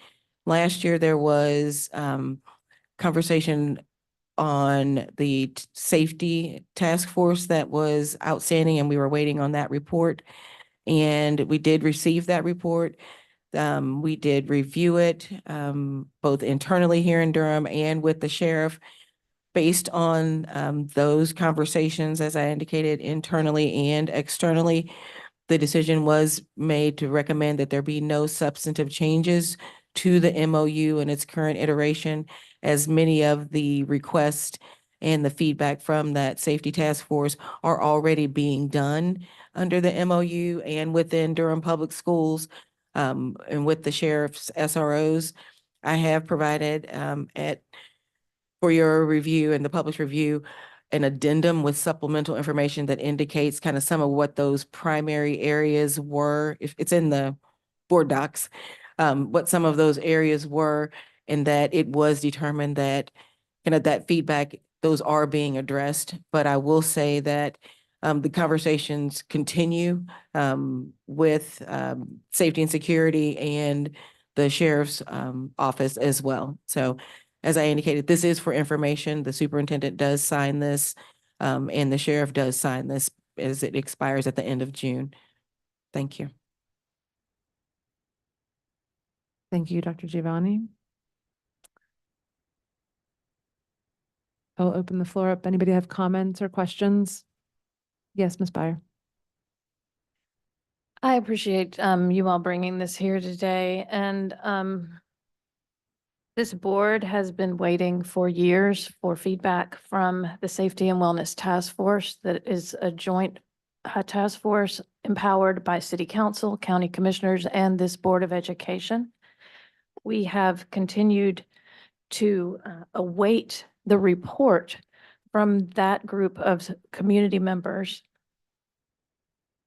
with suggestions, specific suggestions on how we could do safety and wellness better in our community. And 3 of the recommendations were specifically directed at our schools and at SROs. So I am here today frustrated that we suggested revisions to that language and codification of what our community asked for that were not able to be incorporated by, and were recommended by our staff and by our safety offices. So I'm frustrated, and also acknowledging that we need to move forward and do not want to delay the start of school.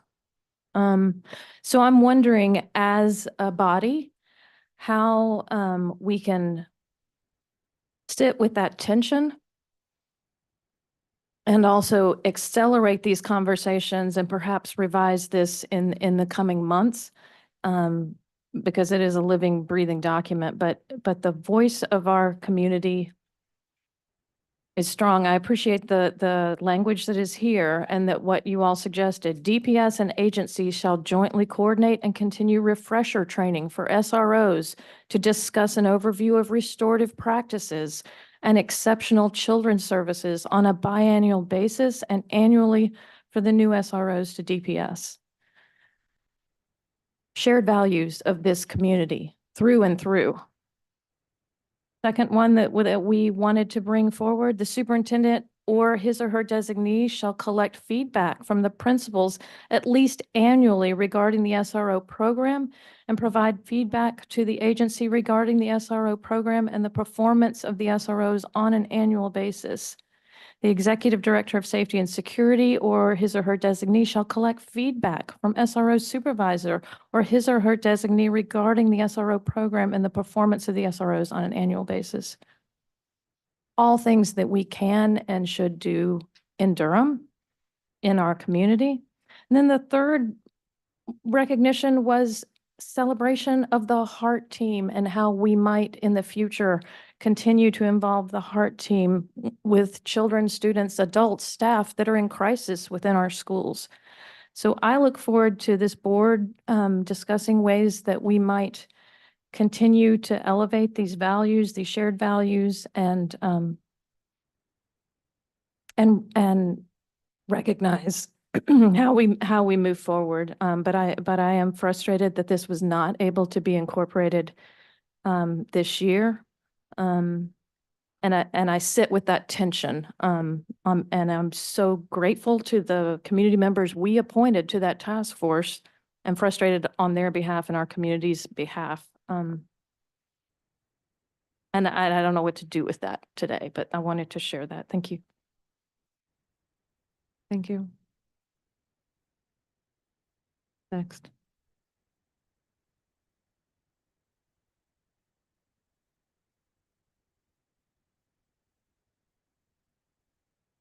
Ms. Valladares.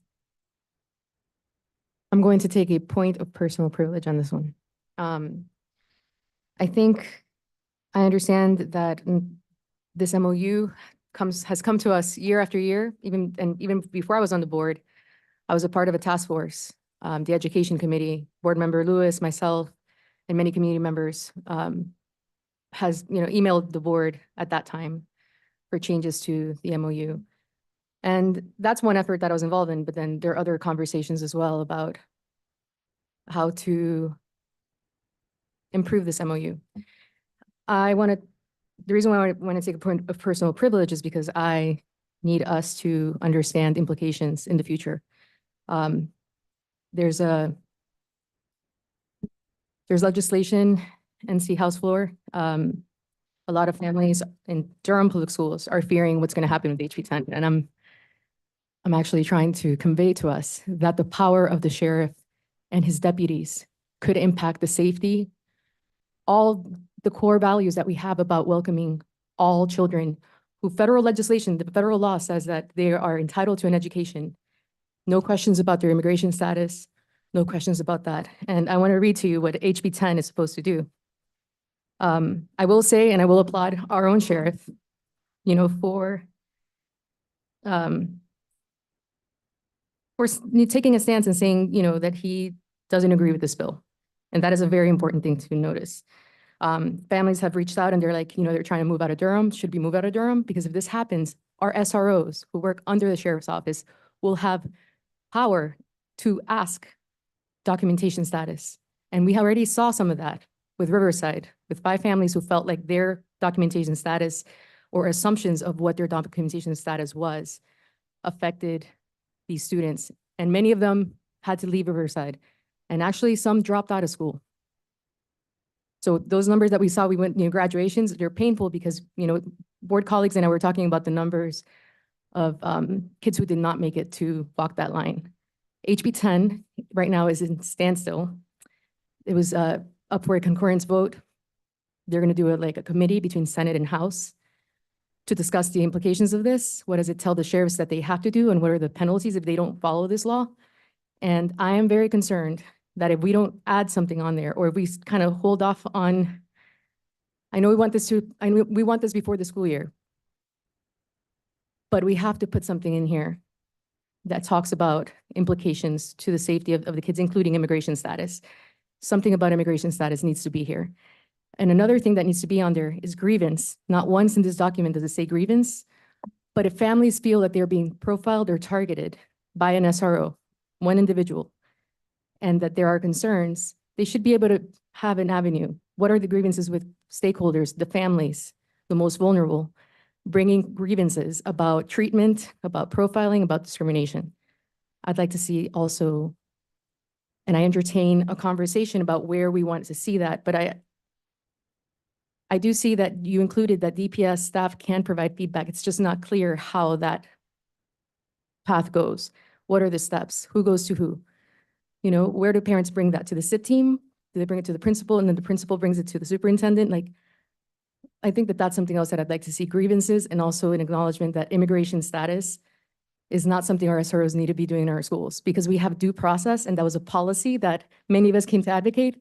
And, some of you who are on the board remember that. We flooded the hallways and we said that Wilding Acosta, a Riverside student, was apprehended and taken by ICE. And we actually, with a lot of teachers, DAE teachers, I shouted DAE last time when we talked about this, went to Homeland Security and met with the chief. We met with the people there who, we wanted answers. We wanted to tell them, don't mess with our students.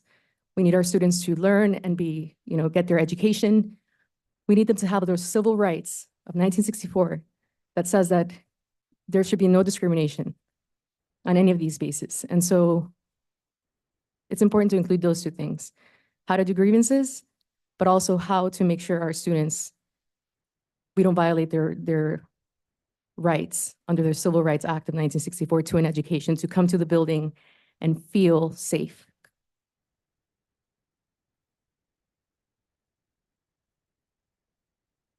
I'll just say a couple quick things.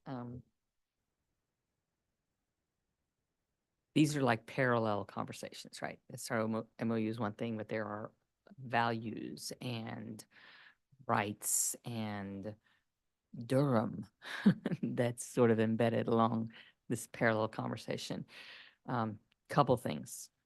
I think where we can lean into what we can lean into, we should. Like, I think HB 10 notwithstanding, there is currently anyway some language around how ICE engages in communities where there's language around sensitive areas or something like that. And we need to sort of boldly move forward with anything related to schools is a sensitive area. I think that's easy, but I think we need to make those connections for our principals. They need to be aware of it, remind them, so that whatever does happen here, we are aware of other things that are in place to help protect our students, so that we're all well versed on how to engage should a situation occur.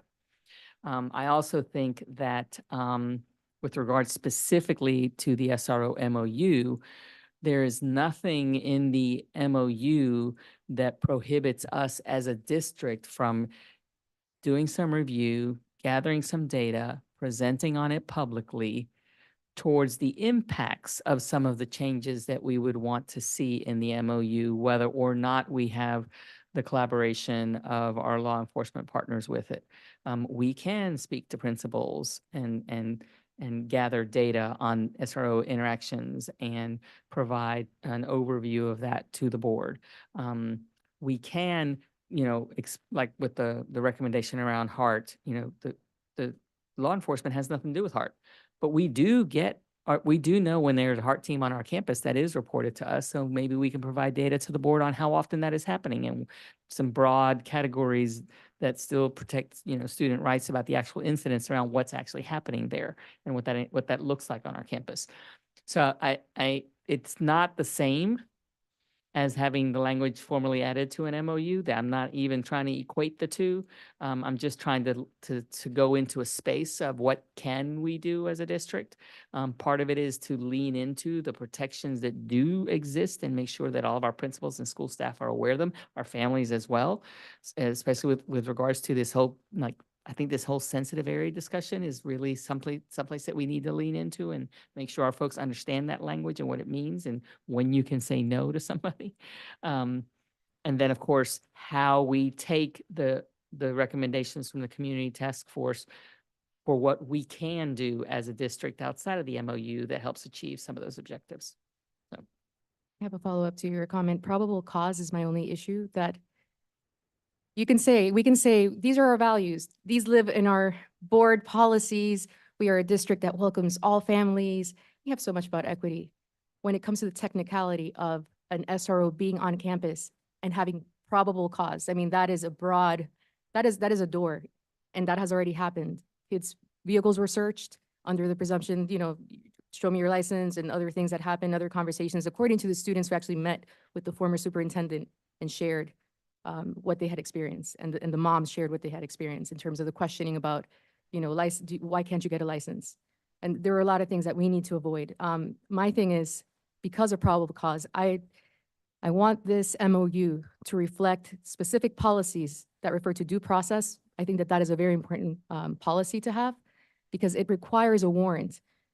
It requires a warrant, so it can be. And also, I want to say something about sensitive locations. In conversations with Homeland Security folks, there's nothing by law, there's no penalty for trespassing a sensitive location. The case of Samuel Bruno, he was in a church. A church is considered a safe location, and guess what happened? We know what happened. There were a lot of arrests, a lot of things that happened when the church moved and anyways, we can talk about that later, but sensitive locations are not respected. They are an implied desire. That's not to say that they're codified in law, that will prevent a person from doing either profiling, probable cause, trying to figure out things about our families. And so I would like this MOU to include our policies about due process, about equity, about, FAPE, free and appropriate public education, that is a tenet. We do not want any of our students to drop out, and I have to visit those families and look at them every single time, especially those kids who did not graduate. And I do grieve for that. So thank you. Ms. Paredes? Yes, Ms. Chavez. I'm just gonna add to this conversation. Last year, we asked for some data on ESL students. And one of the questions was how many ESL students have been referred to law enforcement / the courts? And the response was that at the end of the traditional Q3 last year, 88 students had received at least one referral. ESL students had received at least one referral to law enforcement. It was 23.4% of all law enforcement referrals during that time period. That percentage concerned me, and so I'm just pointing that out here because I think a lot of those students are we don't know what grade level they're in, but presumably some of them are newcomer students who are immigrant students, older students. But is there a question of if this MOU can be modified at this point? At this point, this is the MOU that the sheriff will sign.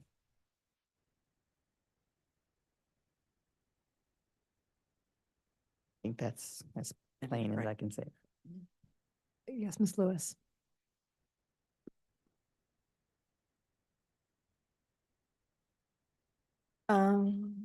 So with the supplemental information, I just want to be clear that, first of all, I was the board liaison with the Safety and Wellness Task Force and was happy to be of service.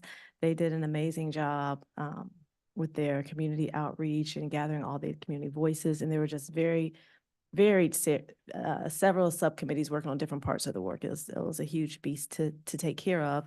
And particularly with our school and the SROs, having to refocus a little bit, we did get these recommendations.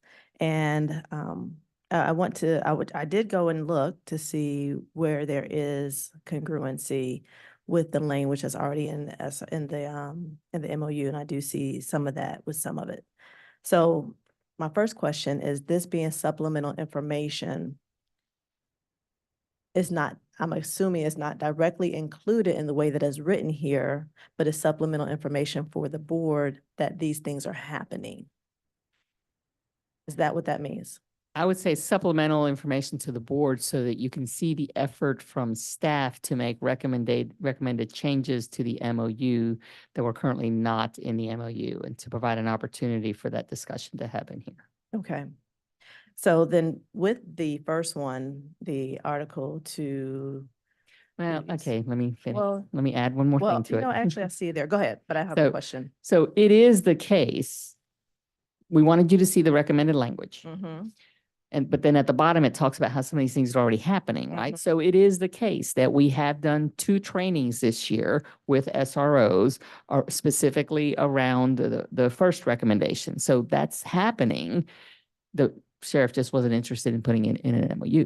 Okay. So, and therefore it was deemed unnecessary because it's already happening. Okay. Yep. Yeah, that answers my, and I see here now, you referenced number 6 and number 4, and that's exactly where I saw it. I found it on my own first, then I saw the cliff notes here.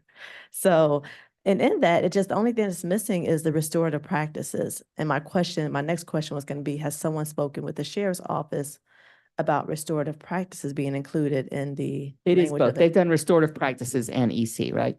They've done both. I know the disabilities is in there in the MOU, but is restorative practices in the MOU for the training? Like I know. I don't know if it's in the MOU. I don't think it's in the MOU, but trainings have occurred. Gotcha. Is what I'm saying. Which is, the work is great. right?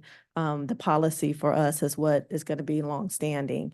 And my question was, had you spoken with the sheriff? And you said you spoke with the sheriff's office and they want to keep it the way it is without adding that restorative practices. Even though they're doing it, I get it, but policy is what sticks and not just the practice for longevity. So thank you for the work you all are doing and sharing this information with us. My other question was about the data. We're always having inconsistency when we receive data. I know it says on an annual basis, but we don't have I would like that to be more specific. When are we getting data? And although it's on an annual basis, this is separate from the sheriff's MOU, having a cadence for ourselves to get the data more frequently before the end of the school year. So that, just want to see if I can get a thumbs up for more frequent data from DPS. So let me just say one quick thing. We can look at the data that can be collected about law enforcement engagement in schools from like what we know about in schools. The ultimate owner of this data really is the law enforcement agency that has it wherever it happens, because it doesn't all happen in schools. Doesn't mean it's not impacting schools, but it doesn't all happen in schools. So data we would bring to you from DPS would be data that we are aware of and we know of because of interactions or incidents in schools.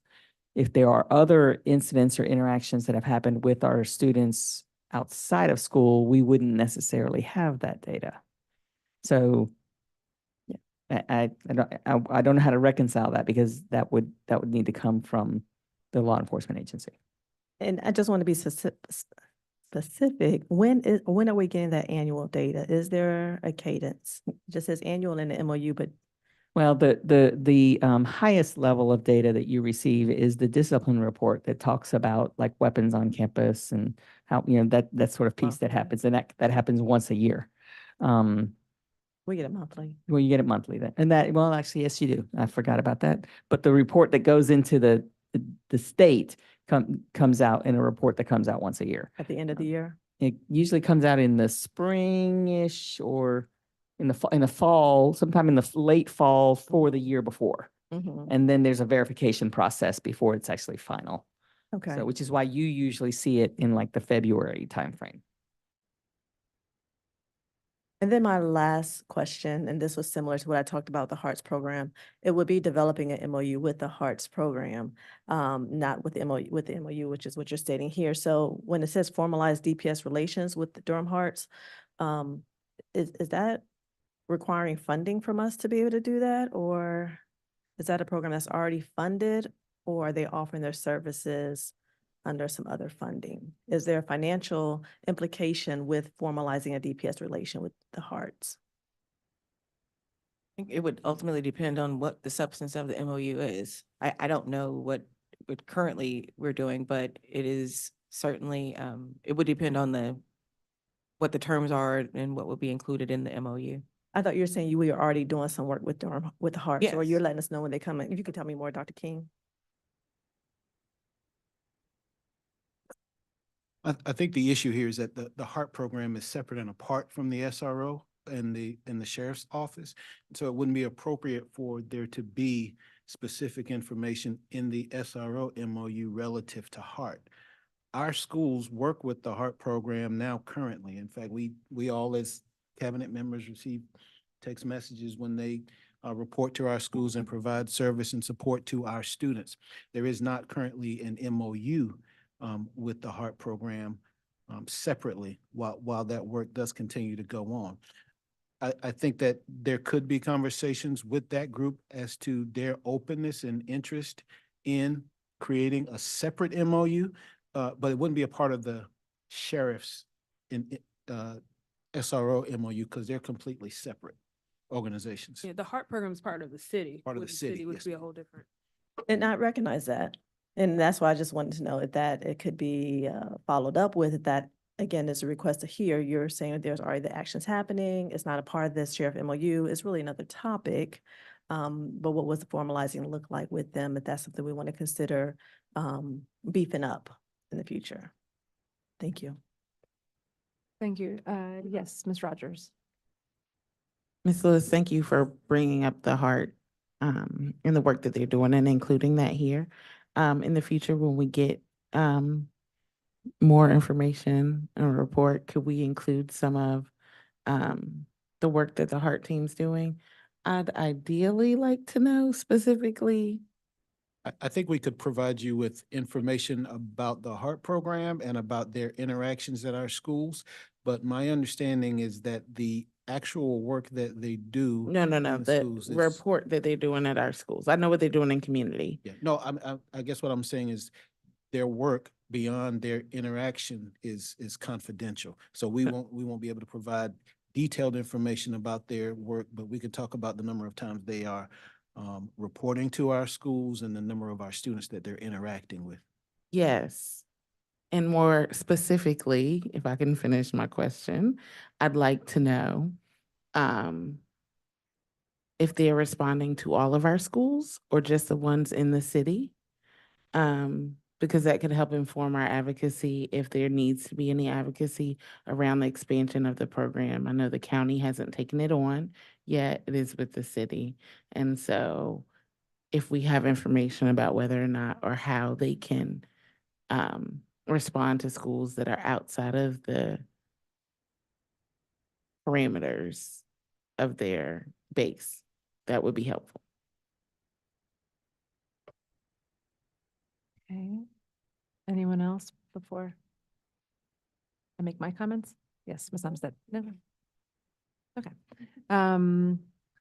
My questions align with those of my colleagues, which is they're about data and also about implementation. And so I think if I had to like frame them under one heading, is that I'd like to know to what extent what is written in the MOU is actually being done. And to the extent that we're able to know that. So for example, it says the agency on page 8, the agency and DPS agreed to convene each semester to discuss de-identified data reflecting rates of suspension, outcomes of referrals to law enforcement. So I guess not necessarily right now, but I'm curious to know, like, when did this last occur and who was engaged in this convening? Again, is it actually happening? Are these discussions being had, and then what's being done with, after the discussions? And there's also on page 8 of the MOU review of the SRO program, where the superintendent or designee shall collect feedback from principals, right, at least annually. So that's data that we have because our superintendent's getting the feedback from the principals regarding the program and then feeding that to the sheriff's office. So that could be something that maybe Superintendent Moore that could be shared with us on these report backs. Okay.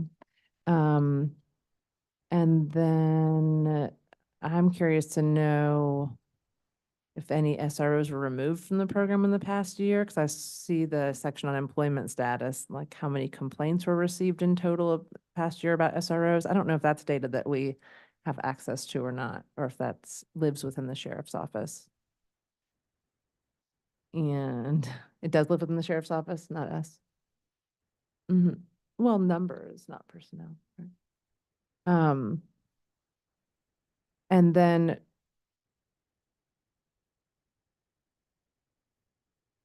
yeah. So, and then there also, I think I noticed what is just a simple error in like a typo on page 8, which is there's some dates on page 8. There's number 5, data collection reporting that refers to during the term of this agreement and references dates 2019 to 2020. Yeah. Okay. That one's straightforward. Okay. Yes, similarly, I wish there were more that we can do. I mean, I'm glad that we already doing that this MOU contains a lot of what we want to have done, but I am always curious to know. And I went and looked back at the questions I had this time last year and they were similar, which is, are we really doing the things like all the training and all of this data collection to kind of monitor the program to make sure that it's helping, not harming? Ms. Umstead.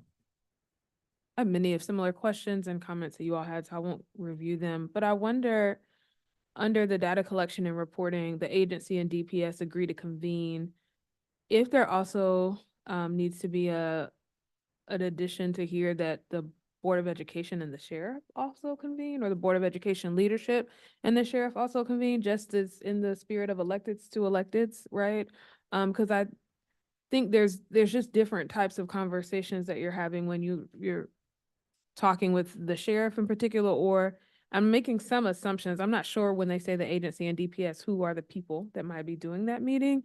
And it could be twice a year. So, once in the change of the semester and once at the end of the year or something, so that any things that bubble up, we can be having that direct conversation with the sheriff. So I will just say in quick response to that, DPS is not defined, what is DPS is not defined in that particular statement. I'm assuming right now that it's occurring with DPS staff and security who meet regularly to discuss those things. But you could certainly interpret it to be more than DPS staff, and it could be a subcommittee of the board, or it could be a report that comes to the board as a result of the staff meeting. But I think that direct engagement with the elected can be accomplished through the language in this MOU, the way it's written, through a change in practice.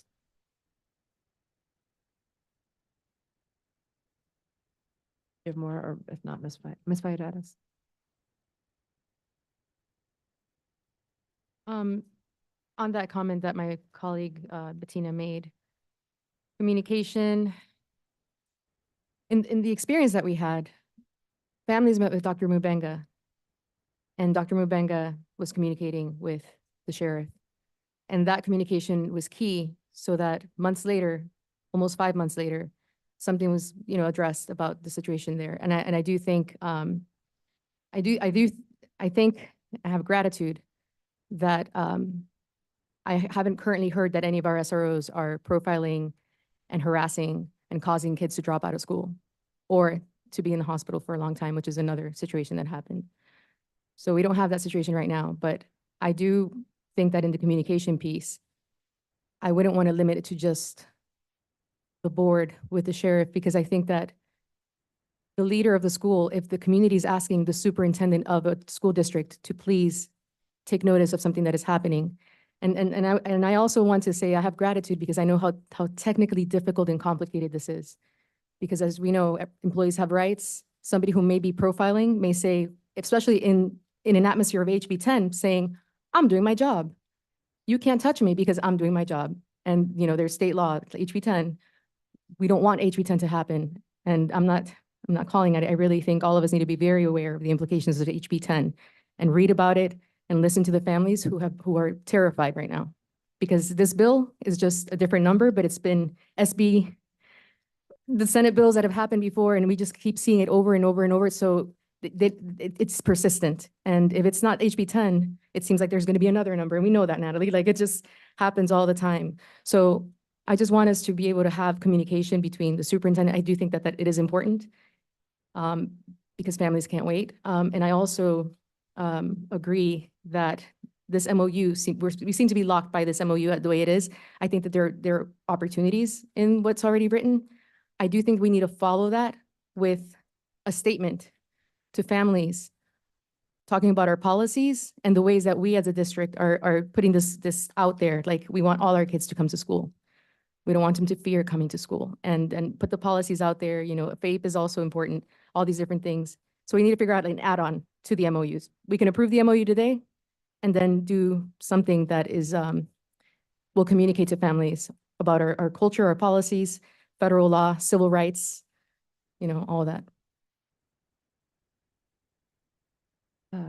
Can I share something as it is a periodic that I did that investigation, Ms. Valladares, and this board in February of 2016 did adopt its resolution regarding ICE, and that has been something that I frequently print out and share with families when they do express those concerns. So that resolution didn't go away in my estimation. It's still on the website. So I have freely shared that this is what this board's principles are with regard to ICE and people's immigration status. So I just wanted to lift that up and just publicly for staff members that may be new and weren't here, just to let them know that that is out there in the resolutions of this board and how it feels about protecting our students and families. Thank you. Let me just say, I learn every day more, like they just 5 seconds ago that we have a resolution. We might just want to share that annually at the beginning of every school year. Well, I would take it a little further than just sharing the resolution, because the resolution is in a beautiful board speak. How do we make that in language that is really easily accessible to our families, that is bilingual as well? And it goes out at the beginning of the year, right? In that packet of all the things that you get from families. And then also staff have training, and all new staff who come to DPS are reminded of our stances and our policies and our procedures. I think that's vital, because it happens every year, almost to the point where you're like, I know what it says because I have heard it every year, and we need it to live within the people. So when incidents happen, it's quick to come back to memory. And I also have been following HB2, and it sent Superintendent Moore a message to say, how can we really quickly get that messaging out to families? Because I know that it's already the talk is already happening in the community. So we have to be ready to go, because year-round school will start in July, so that families are going to be ready to go. I want to come back to another point that you shared, Ms. Valladares, around like a grievance procedure. And I do think we need to get clear around, if there is a challenge with someone, who do families talk to? Because I think in the issues that we've had earlier, it was not clear who they needed to go to, and if it wasn't resolved with a principal or someone else, where their next step was. And so I don't know if that's included, and a lot of that is on our side, right? That's on DPS's side. So what can we do to be really clear with families, with students, with educators around, if there is a grievance, there is an issue, who do you talk to, and what are the steps that you need to move to next? It shouldn't be that you know somebody who can connect you with the right places. Thank you. I will reference our student and parent grievance procedure policy that hasn't been updated since 2019. So I wonder if that's a space where we can codify some of the, like revisit this and codify a little bit more and strengthen if needed, the language there. Well, or does there need to be some addendum to this in the future? Because these are uniquely not our employees, but in our buildings interacting with our students. And so I don't know if that. I wouldn't put it there. I think there's another place. But the grievance goes to we want the grievance to go through our system so that we can handle it in our system, right? I mean, grievances can go to the sheriff's office, but then they're out of our hands. But let me just throw a couple logs on this fire.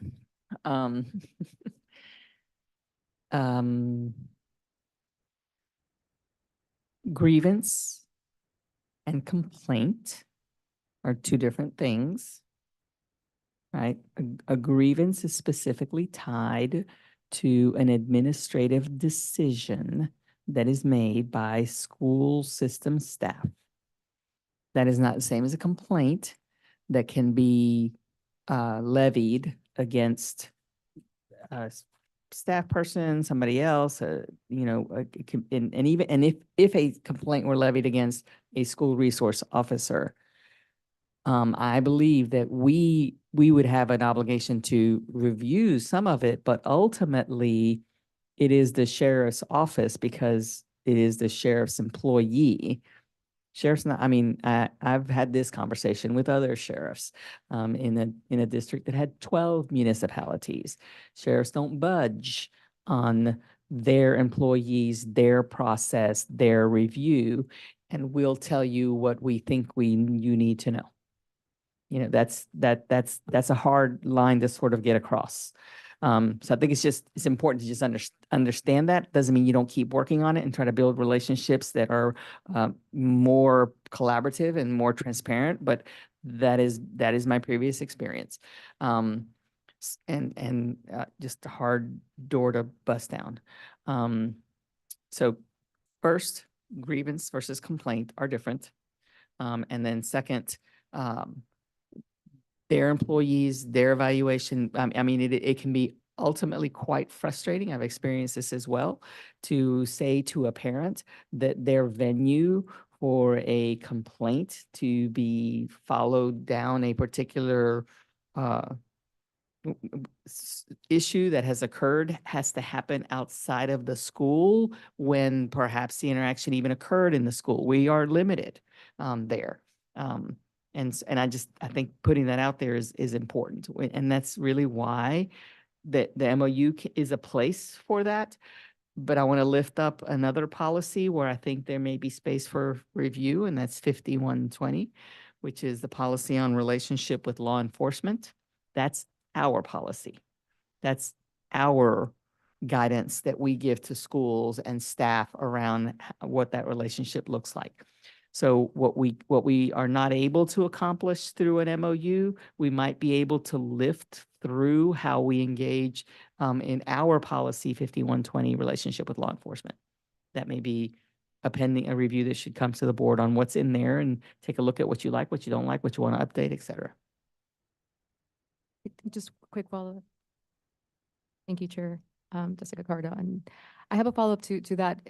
I think in considering policy 5120, when it talks about relationship, we need data points. We need to ask the students, because the relationship could be staff, but the students also, their relationship to the SROs are also important. Like we want to get that feedback. And I think that qualitative data, whether qualitative and quantitative data, like what are the interactions at the school, at every school building, and then also what are some of the qualitative pieces that can help us, address the relationship and that relationship between students and everyone else. So I think that we need to get some data from the students.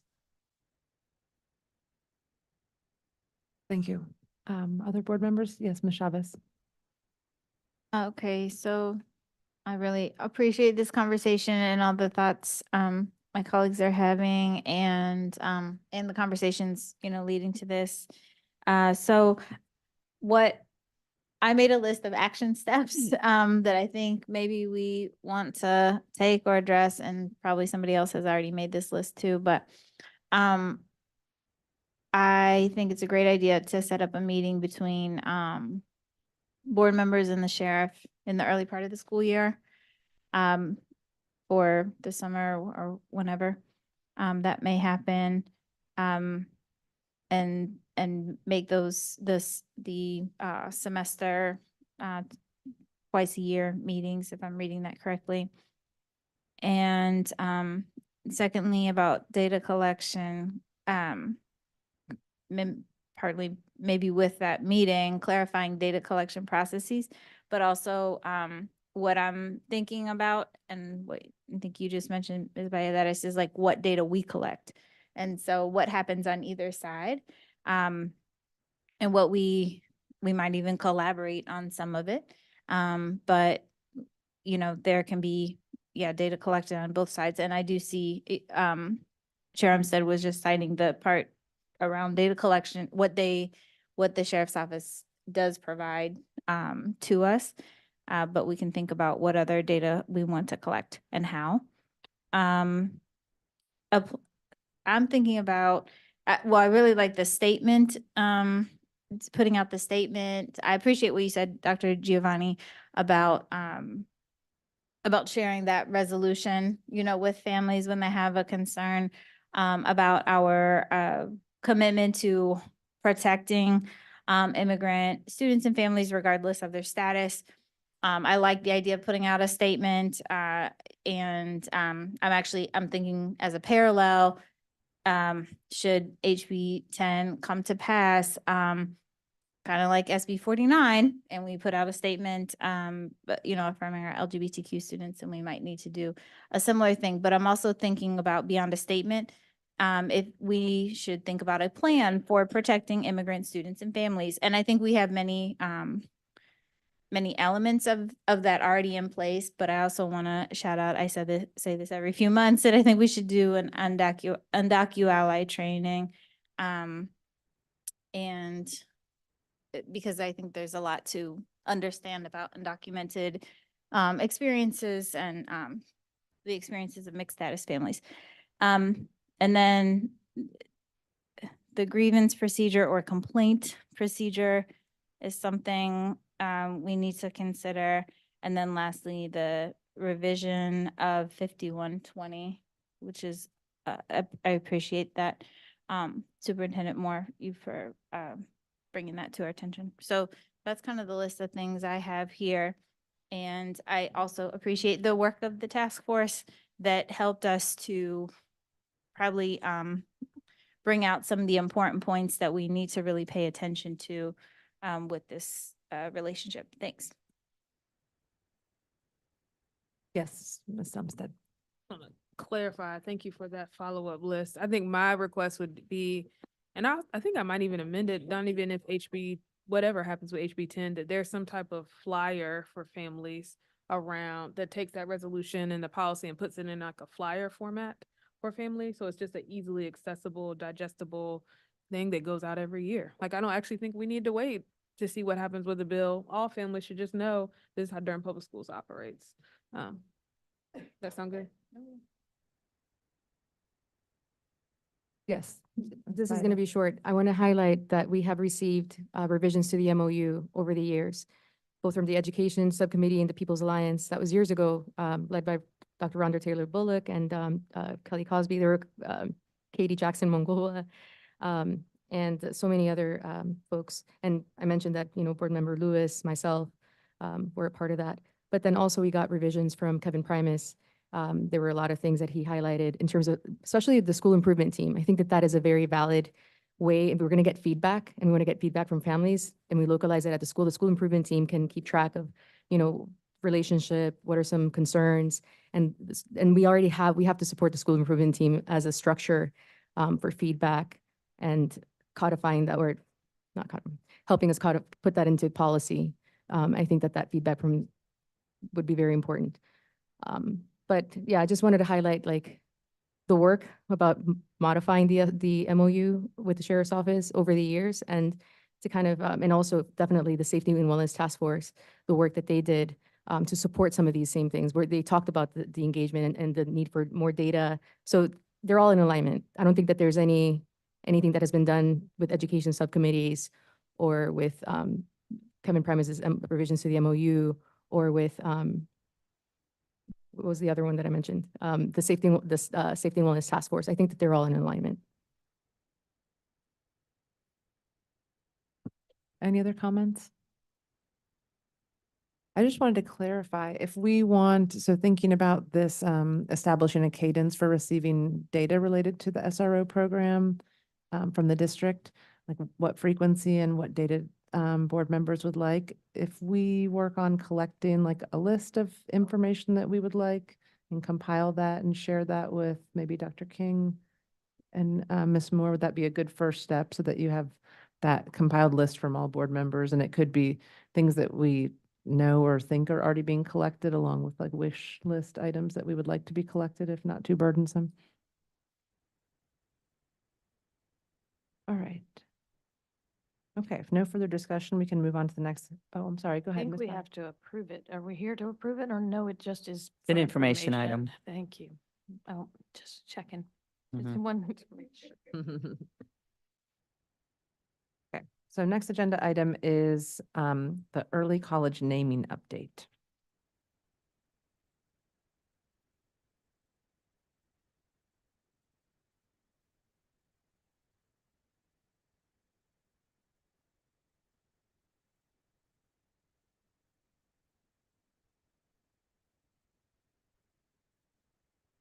Do you have a presentation for this? Yes? Okay, waiting for it to come on up. I'll go ahead and get started if that's okay. Good evening, board members, Superintendent Moore, Cabinet. Thank you for allowing me to be here tonight. On behalf of the Office of Public Affairs and in collaboration with them, I'm here tonight to give you an update on the naming process for the middle college high school at Durham Tech. As you are aware, in January 2024, in collaboration with Durham Tech and Duke University Health System, Durham Public Schools was awarded a grant from the Bloomberg Philanthropies in the amount of $29.5 million to renovate or expand our middle college program to a full early college focused on health science careers.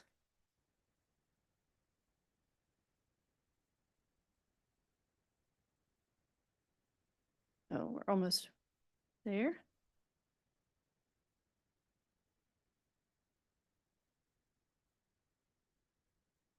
There we go. We can start on that slide.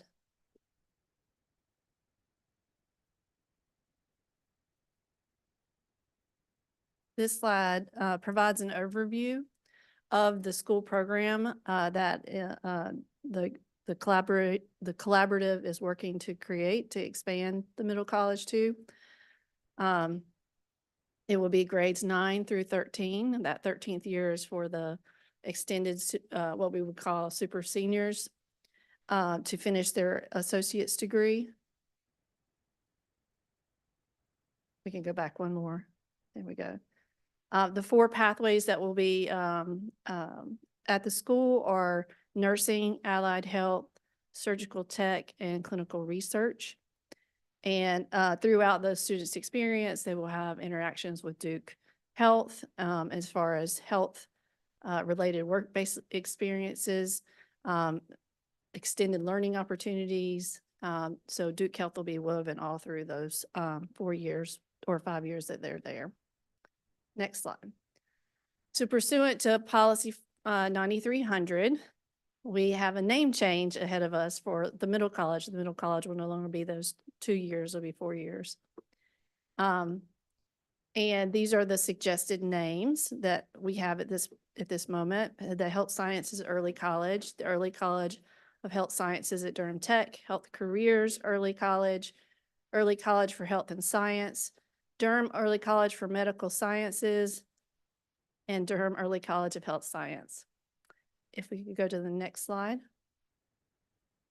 So what we're here tonight to tell you is the process. So we have these names over the next couple of days, June 14th through 24th.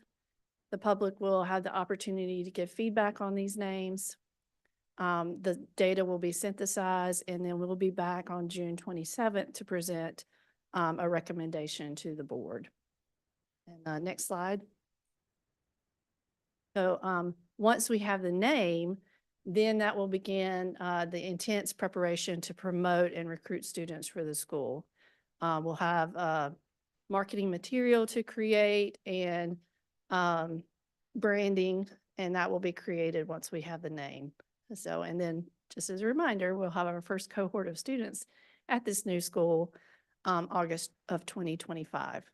So as you know, the next year is a big deal, right? In November, it starts the showcase of schools and then the lottery season. So we want to have all this in place fairly soon. And do you have any questions? Last slide. Next slide. Thank you, Dr. Peck. All right, board members. Yes, Ms. Lewis. Thank you for this presentation. It's really exciting to hear about the Bloomberg grant every time we hear about it. And the naming of the school, I used to have a community engagement the 14th through the 24th. And it might be futile because we're in the summer months and the other 3 cohorts of early college students have been out for about a month now. But I just wonder if we could do any target marketing to get their input for the up and coming school, if they'd be interested, but I, doubt they're even checking their emails. But if there's any way to reach the students, maybe that goes to the parents. I don't know. That was my only thought or question, just getting some student input, those that are already attending an early college program.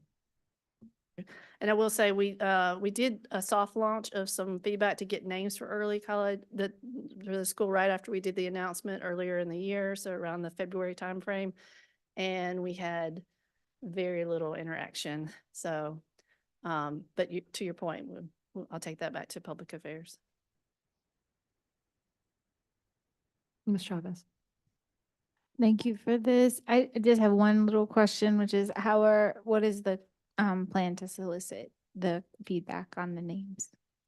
So there is a survey that we'll make available on the website. It'll be put out, and I'm sorry that Office of Public Affairs wasn't here to answer some of these questions tonight, but I assume that we'll do a social media push as well, but I'll ask them to do that. Okay, thank you.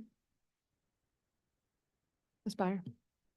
So I so much appreciate y'all bringing suggestions and getting this name started so we can see what looks good on a t-shirt. You know, we gotta, it looks like officially we need early college in the name where every option has that, right? Because we need to be clear.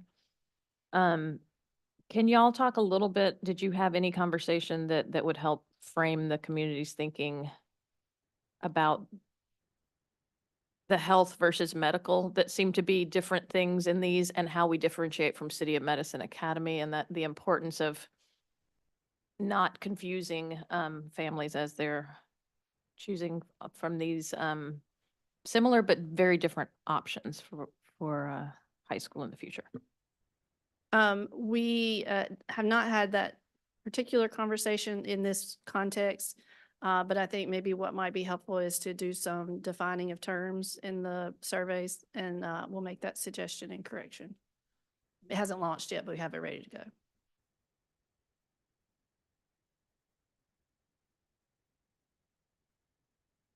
I'm a public health person, so I just love health rather than medical but you know, hey, and I don't really love the word career in it, but that's just me, you know, so like, I think names speak differently to different people, so I'll be interested to see what the community says, but thank you all. Any other comments or questions? Wonderful. Oh, yes, Ms. Valladares.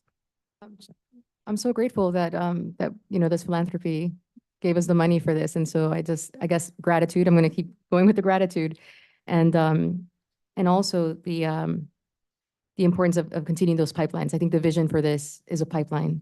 Durham Tech already has a program in the health area, but I think this definitely creates opportunities for 4 years of this kind of curriculum, where before we've just only had 2 years before the yearly college, and this would be a 4-year thing. So in terms of the name options, I know the community is going to weigh in on that. I will just say I agree with health being the preference. And I like the fact that we are calling it early college, because that is also part of the vision. And I can imagine kids saying, well, I go to the college, the DPS college, for health and science. So I'm kind of already stating a preference, but I'm open to what the community says as well. I think, the community is going to weigh in, but health, science, early college, to me, that fourth choice kind of rings a certain way. Yeah. Thank you. Thank you. Any other comments? And this might be a question for Ms. Cooper, but the survey that will go out will describe what this is going to be, like what the school will look like, what kind of courses are being offered, so that folks can weigh in with all that information and know whether the word health or the word medicine is more appropriate. Or There's a general statement about the purpose of the school. Yes. If you would prefer there to be more details, we can add those as well. I think along the lines of what Ms. Byer was talking about, distinguishing it from what we already have. And because if I'm someone in the community, I might be like, well, what's the difference between this and City of Medicine or other programs that we have? So something to help folks, one, just to understand that this is something that's coming and to be excited about, and then to give them all the information they need to weigh in. Really. Thank you. And if you'll permit me, since we have folks listening that might be ready to vote, we want to make sure that folks know that this new early college is an expansion of our health science focused early college model. So we have City of Medicine that is an early college. It doesn't have early college in the name. And I think sometimes folks miss that as they're applying to City of Medicine. And so to the board members' points about early college, that was why it was intentional in the new name suggestions. But we're not, this isn't a competition with City of Medicine. This is an expansion of students' opportunities to prepare in high school for careers in the health field that are in high demand here in Durham County. Thank you again, Dr. Peck. Any other thoughts from board members? Okay, thanks. We're All right. excited about this. Thank you all. And we had an item from the consent agenda that was moved to our next item on the agenda. Okay. And that is the contract with Linear Construction Company for installation of crosswalk and sidewalk addition at Lions Farm Elementary School. Good evening, board members. So I'll share what I know as of right now, and then if there's any additional questions, Mr. Davis is here to help. So when I met with Mr. Johnson for transition earlier in May, he had shared that this specific project was a critical project that had been long promised to the community, and as part of the Lions Farm School project. He shared with me in terms of the funding plan for it, that it was obviously currently, at the time, it was going through the bidding and procurement process, but that 24-25 capital outlay dollars would be used to fund this project. I know there was a question about off-site street improvements and responsibilities from whether city or county or what have you. I do think we need to review that. Just in terms of how off-site street improvements are proposed, how they're approved, how they're funded, whether that's a county responsibility, a city responsibility, a Board of Education responsibility, or some combination thereof. Dr. Giovanni, Attorney Malone, and I have had some preliminary discussions about this, but I think there's a lot of unpacking that we need to do and discovery before we can make any recommendations to the board. That's my update in regards to this item. If there are any additional specific questions, Mr. Davis is prepared to answer them. Thank you. Yes, Ms. Rogers. Oh, I'm sorry. Ms. Lewis. Thank you for this. This has been a long time coming, as I was in conversation with Dr. Monk when there were requests for this crosswalk. And at the time, there was conversation about the delay was not knowing where the finances were going to come from, whether it was the DOT, the city, the county, and things of that nature, that DPS could not afford it. So we were looking at those other sources. So when I just saw that it was on the agenda and I didn't see any structures or where it was coming financially, that's what I wanted to hear. And as I hear you saying, it's from the capital outlay for 24-25. Where does that sit with other needs that we have? Because I know this could not have been part of the comprehensive capitals plans from 6 years ago, 7 years ago now. So I was just wondering, how does this fit into it at this time? Is it the critical need piece of it, or is it? I can only assume, so I don't know. The question is, how is it now? And did we exhaust conversations with the city and DOT to help offset some of these costs? Certainly, Mr. Davis. Good evening. So in terms of priority, safe routes to schools has been a priority for the board and the county commissioners and city. The delay was from a concurrent site plan for the new construction of Lions Farm. And with the site plan that was already submitted, we didn't want to delay the construction and opening of Lions Farm with any adjustments to that site plan. And so after Lions Farm was constructed and completed in 2022, we began the design of the crosswalk, which means we had to make reviews to the site plan. So that was the process to having approvals. These are off-site road improvements, as Mr. LaFreeze has stated. We are working with the county finance and budget team to come up with allocation of dollars to support all operations and facility needs to the district. As Mr. Johnson stated prior to his departure, the capital outlay funds are used in discretionary for priority needs throughout the district. As safety and safe routes to schools is a #1 priority, we will utilize this fund of the tune of $590,000 for this, and we will continue to work with our county supporters for other funds to help the much needed operations and facilities needs for Durham Public Schools. Can you explain what you mean when you say delay by concurrent site plan?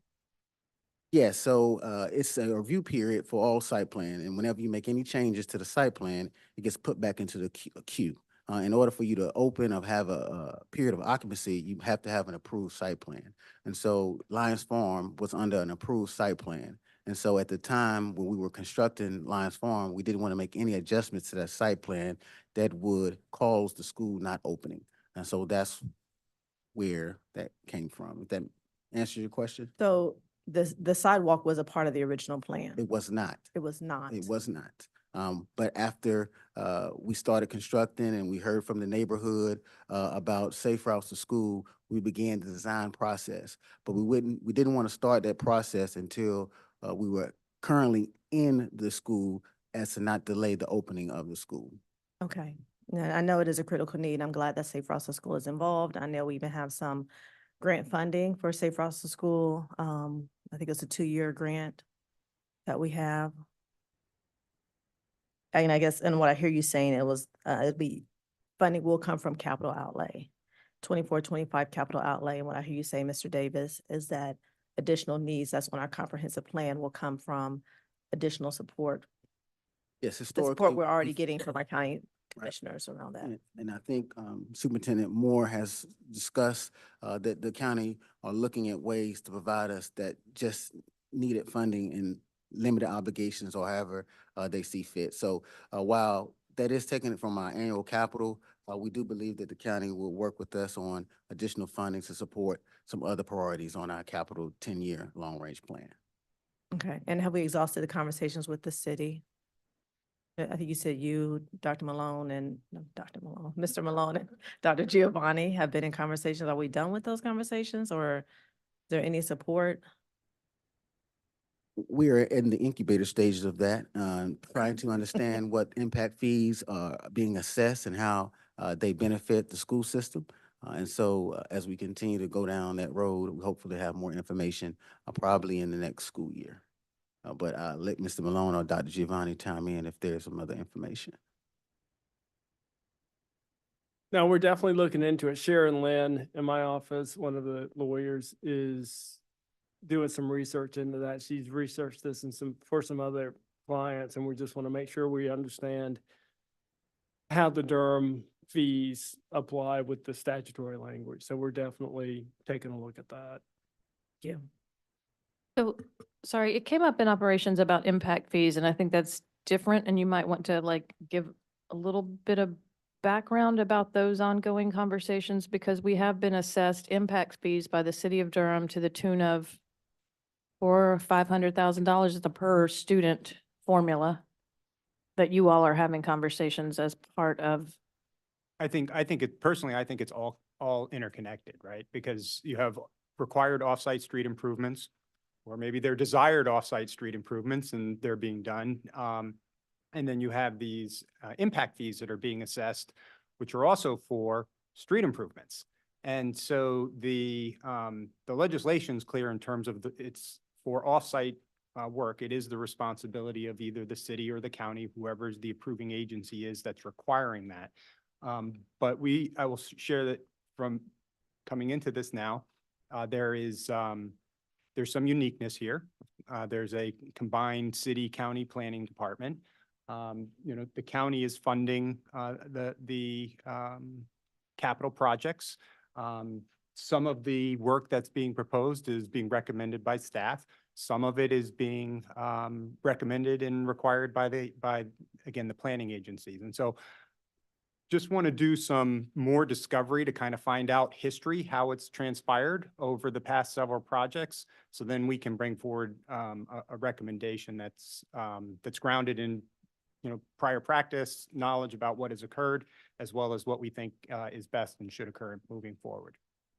I just want to add on kind of with the impact fee piece, and I agree with Dr. LaFreeze that they are interconnected, but I think that there is what triggered that and why we're kind of trying to move as fast as possible is that we have a fiduciary responsibility, right, to make sure that we are not just, willy-nilly spending, DPS money on things that we should not be paying. And as part of that, conversations I'd had with Mr. Palmer in the past, where he had educated me about impact fees, is kind of what triggered that in my mind. And so then we reached out to Mr. Malone and his team, and we have been working with them. But there is some urgency because until we pay that, we can't get an occupancy permit. And so that can push our opening date out. So it may be, that we have to pay it and then kind of revisit from a back end with the city, maybe a reimbursement, because we can't postpone opening Murray Massapequa. So those are kind of the conversations.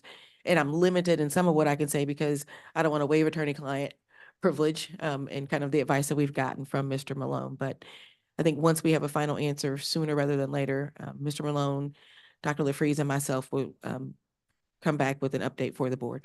Thank you. Thank you. Ms. Rogers. Thanks everybody for those details. I think I want to take us back to Lions Farm crosswalk because that's what we were talking about. And I want to understand what are the ramifications of us not approving this and suggesting that those families at HOA go and shake down the city planning committee for this crosswalk. I know we have the bids, which will expire and increase and all the things. That is correct. It is about timing. Right now, it's about a 4-month lead time once we get the notice to proceed to finish the crosswalk. So currently, we'll not make the opening of school for the crosswalk to be finished. But the time principle is what we're looking at and fulfilling that. And so non-approval will just delay the crosswalk until more information is forthcoming. Okay. The other question that I had was, did Northern get a crosswalk when we built Northern? We did have off-site road improvements, which was a tune of $2 million. However, NCDOT required those off-site road improvements because It's a of state the road. location. Mhm. And once we wrap up this summer, we will receive a reimbursement of roughly $1 million to that off-site road improvement. And Murray Massenburg is getting a crosswalk or no, or? So yes, the city is funding that crosswalk and turn signal. But Murray Massapequa also has impact fees that we're trying to gain further information for addressing that impact fee. But that is tied, as Dr. Giovanni said, to the CO that we anticipate getting on July 26th. Okay, thank you. I think your questions are exactly similar with what my questions are. It seems like it's happening differently on different projects, which is why we want to spend a little time to understand how that's occurring, and then bring forward a recommendation long term. I just want a clarifying question. What was just said, the date, when I was looking at the contract, it said it won't be finished until December 15th. On or before December 15th, final completion before January 25th. Right. So, as we stand here today, it's about a 4-month process. So if they start this juncture, let's say middle of July, I think we should have budgets. 4 months is around that November, December timeframe. So it's based on when we provide the notice to proceed. And I was just gonna say, because it's next year's money, so it's after July 1. And then second, I'm sure that December timeline is to allow time for things that you might not expect that might happen. So to Board Member Rogers' question about what happens if you don't approve tonight and you're looking to try to get the community to work with the city, I would say then you're a year away. Yes, Ms. Chavez. And I just want to be clear, I think DPS already committed to doing this, to creating this, correct? That is correct. Yes. Okay. I think we need to follow through with our commitments, so I think there's that. But this raises a larger question for me about which I think some of these questions are getting at, how do we assess across schools who needs a crosswalk or a sidewalk? Obviously, some communities are more inclined to advocate for one. There are obviously whole areas of the city without, or the county without sidewalks. So, my question, and I think Ms. Moore always, brings up these kind of questions, which I appreciate. A review process, is there a review process for, so that all schools have the same level of safety outside, particularly elementary schools, well, all schools, but I mean, maybe there are different, yeah, anyway, all schools. And then would the conversations with the city and county be more like something that could, a practice that would be applied to all of those schools? Or would there be a request en masse for if there are multiple schools that need crosswalks and sidewalks? So Mr. Palmer's team does Safe Routes to Schools, and they do an annual review of all of our walkable, multimodal transportation to and from schools. We also are including that in our facility conditions assessment, whether it's the exterior, the interior, and the site. And so we will have a comprehensive list of all the needs in the district in December, and that will allow us to parcel out various projects pertaining to Safe Routes to Schools, HVAC, electrical, the whole gamut of what we really need to be a healthy, thriving district. Thank you for that. I'm glad to hear that. I was thinking about our facilities assessment, so I'm glad to know it includes exterior areas to the schools. I guess then my question is, like, why did this get left off the list? Or like, why did the community have to advocate for it? We know that it's a need to have safe routes to school. As we review the site plan, there are things called committed elements. And unfortunately, if the city makes it a requirement, and Mr. Malone will help me with the statute, they are actually liable to reimburse the school system to pay for that. And in this juncture of Lions Farm, it was not made a requirement to have a crosswalk added to Lions Farm. But the need was still present, and the district decided to move forward with that need. If I could just expand on that for the future. The advocacy that Board Member Rogers was talking about would have been better served happening during the design process when it wasn't there for the community to, advocate to the city or the county around a need that could then be included on the front end with an agreement around the city or the county taking on the cost per the legislation, versus we have no choice but to figure out how to fund it ourselves when it comes after the fact. Right. So this is, the earlier that sort of thing happens, because if the community is communicating directly with the city or the county, that can impact whether or not the city or county says, yes, do this, and then they pay for it. And that's what happened with Murray Massenburg. Thus, we have a crosswalk that is funded by the city. But community has to advocate for it. It's not. Like per. It's about who, it's who requires it. It's who says we need this. We say we need it, we pay for it. They say we need it, they pay for it. That's, if they don't have the data, the advocacy, or the voice to say, yes, do it.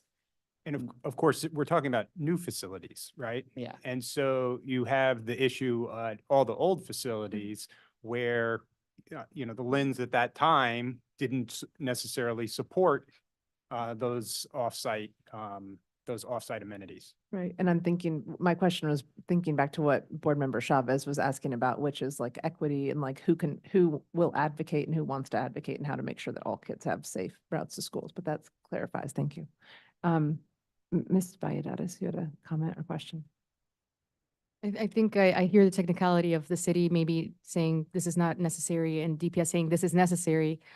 But I want to ask our attorney, Mr. Malone, I'm very interested in reimbursement. And I think as a district, we need to pursue that. If we pay for this, this is money that we need to get back from the city because this is in their purview. I think making the case for why it's necessary, we lost more than one student has been hit by vehicular, and actually we have all the feedback and the emails and the engagement from families about having this for safety. So I think in terms of legal terms, when it comes to trying to get the money and saying, you know, this is something that did not fall in our purview, this falls in your purview to the city, right? What are some of our options?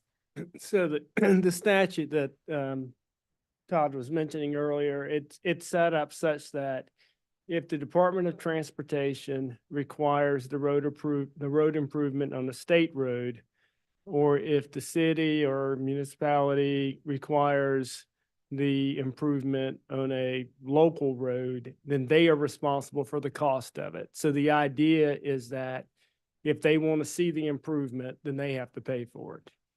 There is not really a mechanism for us to just make the argument that we believe it's important for the community and we want you to pay for it. So that's really not an option under the current statutory framework.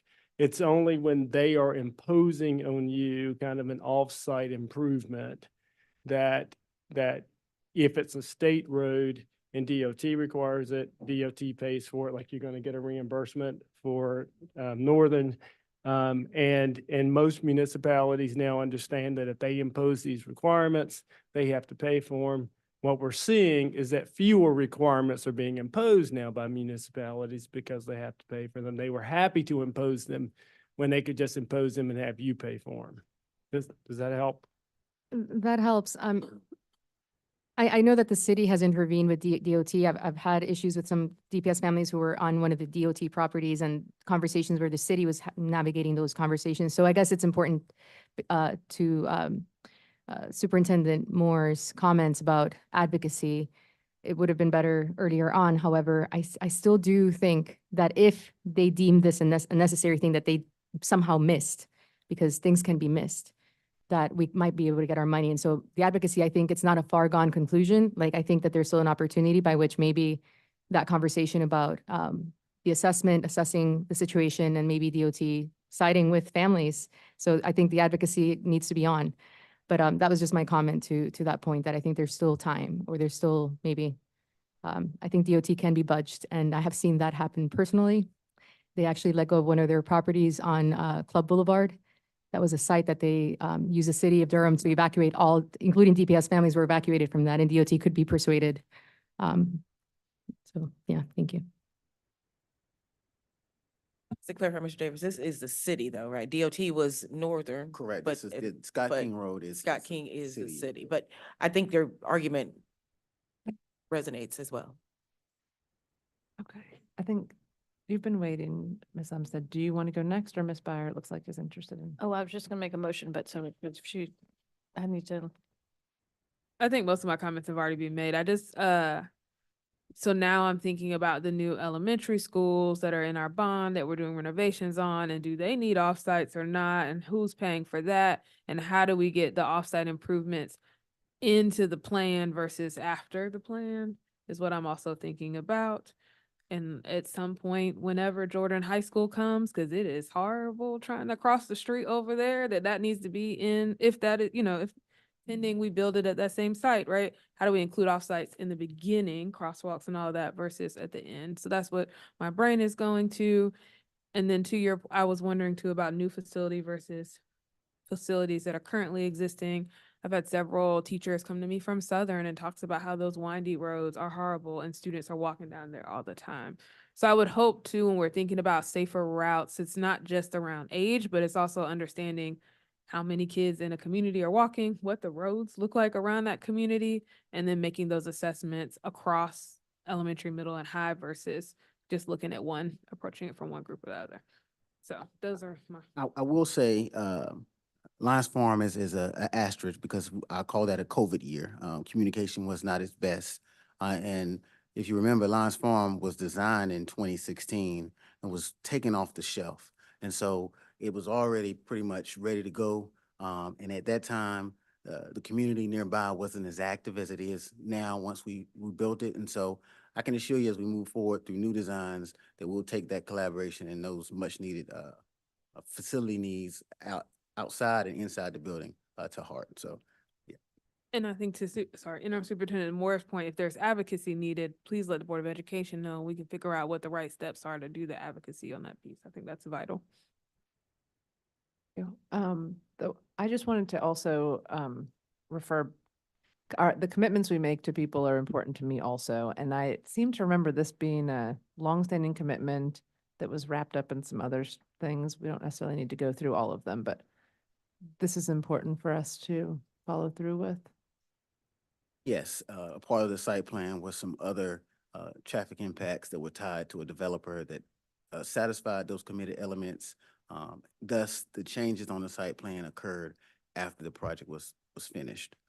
But I think, yes, it was a part of some committed elements on the original site plan that we didn't want to disturb until after those things were taken off by the city's approval and completed by the developer.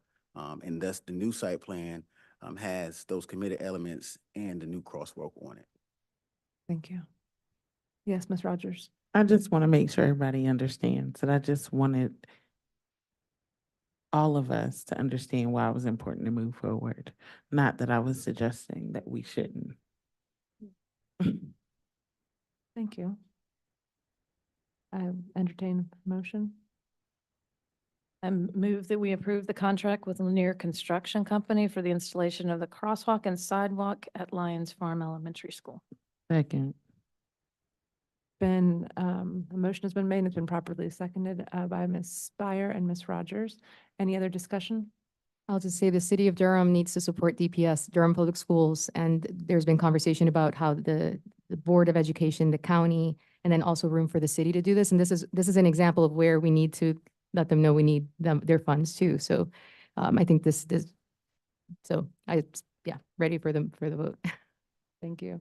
Okay, well, with that, let's vote. All in favor, say aye. Aye. All opposed, please use the same sign. All right, motion passes 6-0. Thank you. Thank you. Okay. With that, I will entertain a motion to go into closed session. I move that we go into closed session for the reasons stated on the agenda. Second. All right, it's been moved by Ms. Rogers and seconded by Ms. Valladares. All in favor? Oh, any discussion? All in favor, say aye. Aye. Aye. All opposed? All right, it passes 6-0.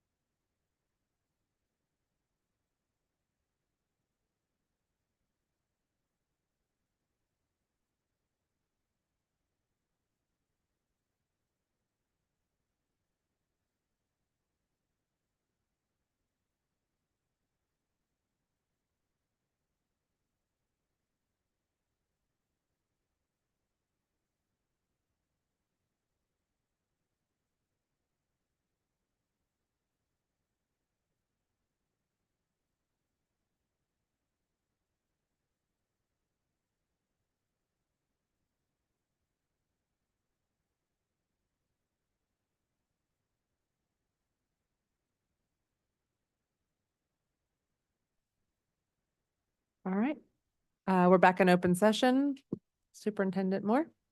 Good evening again. I'd like to request approval of the Personnel Action Report dated 6/13/24. Move approval of the personnel report dated June 13th, 2024. Second. Been moved by Ms. Byer and seconded by Ms. Chavez. Any discussion? All in favor? Aye. All opposed? All right, it passes unanimously. With that, we are adjourned.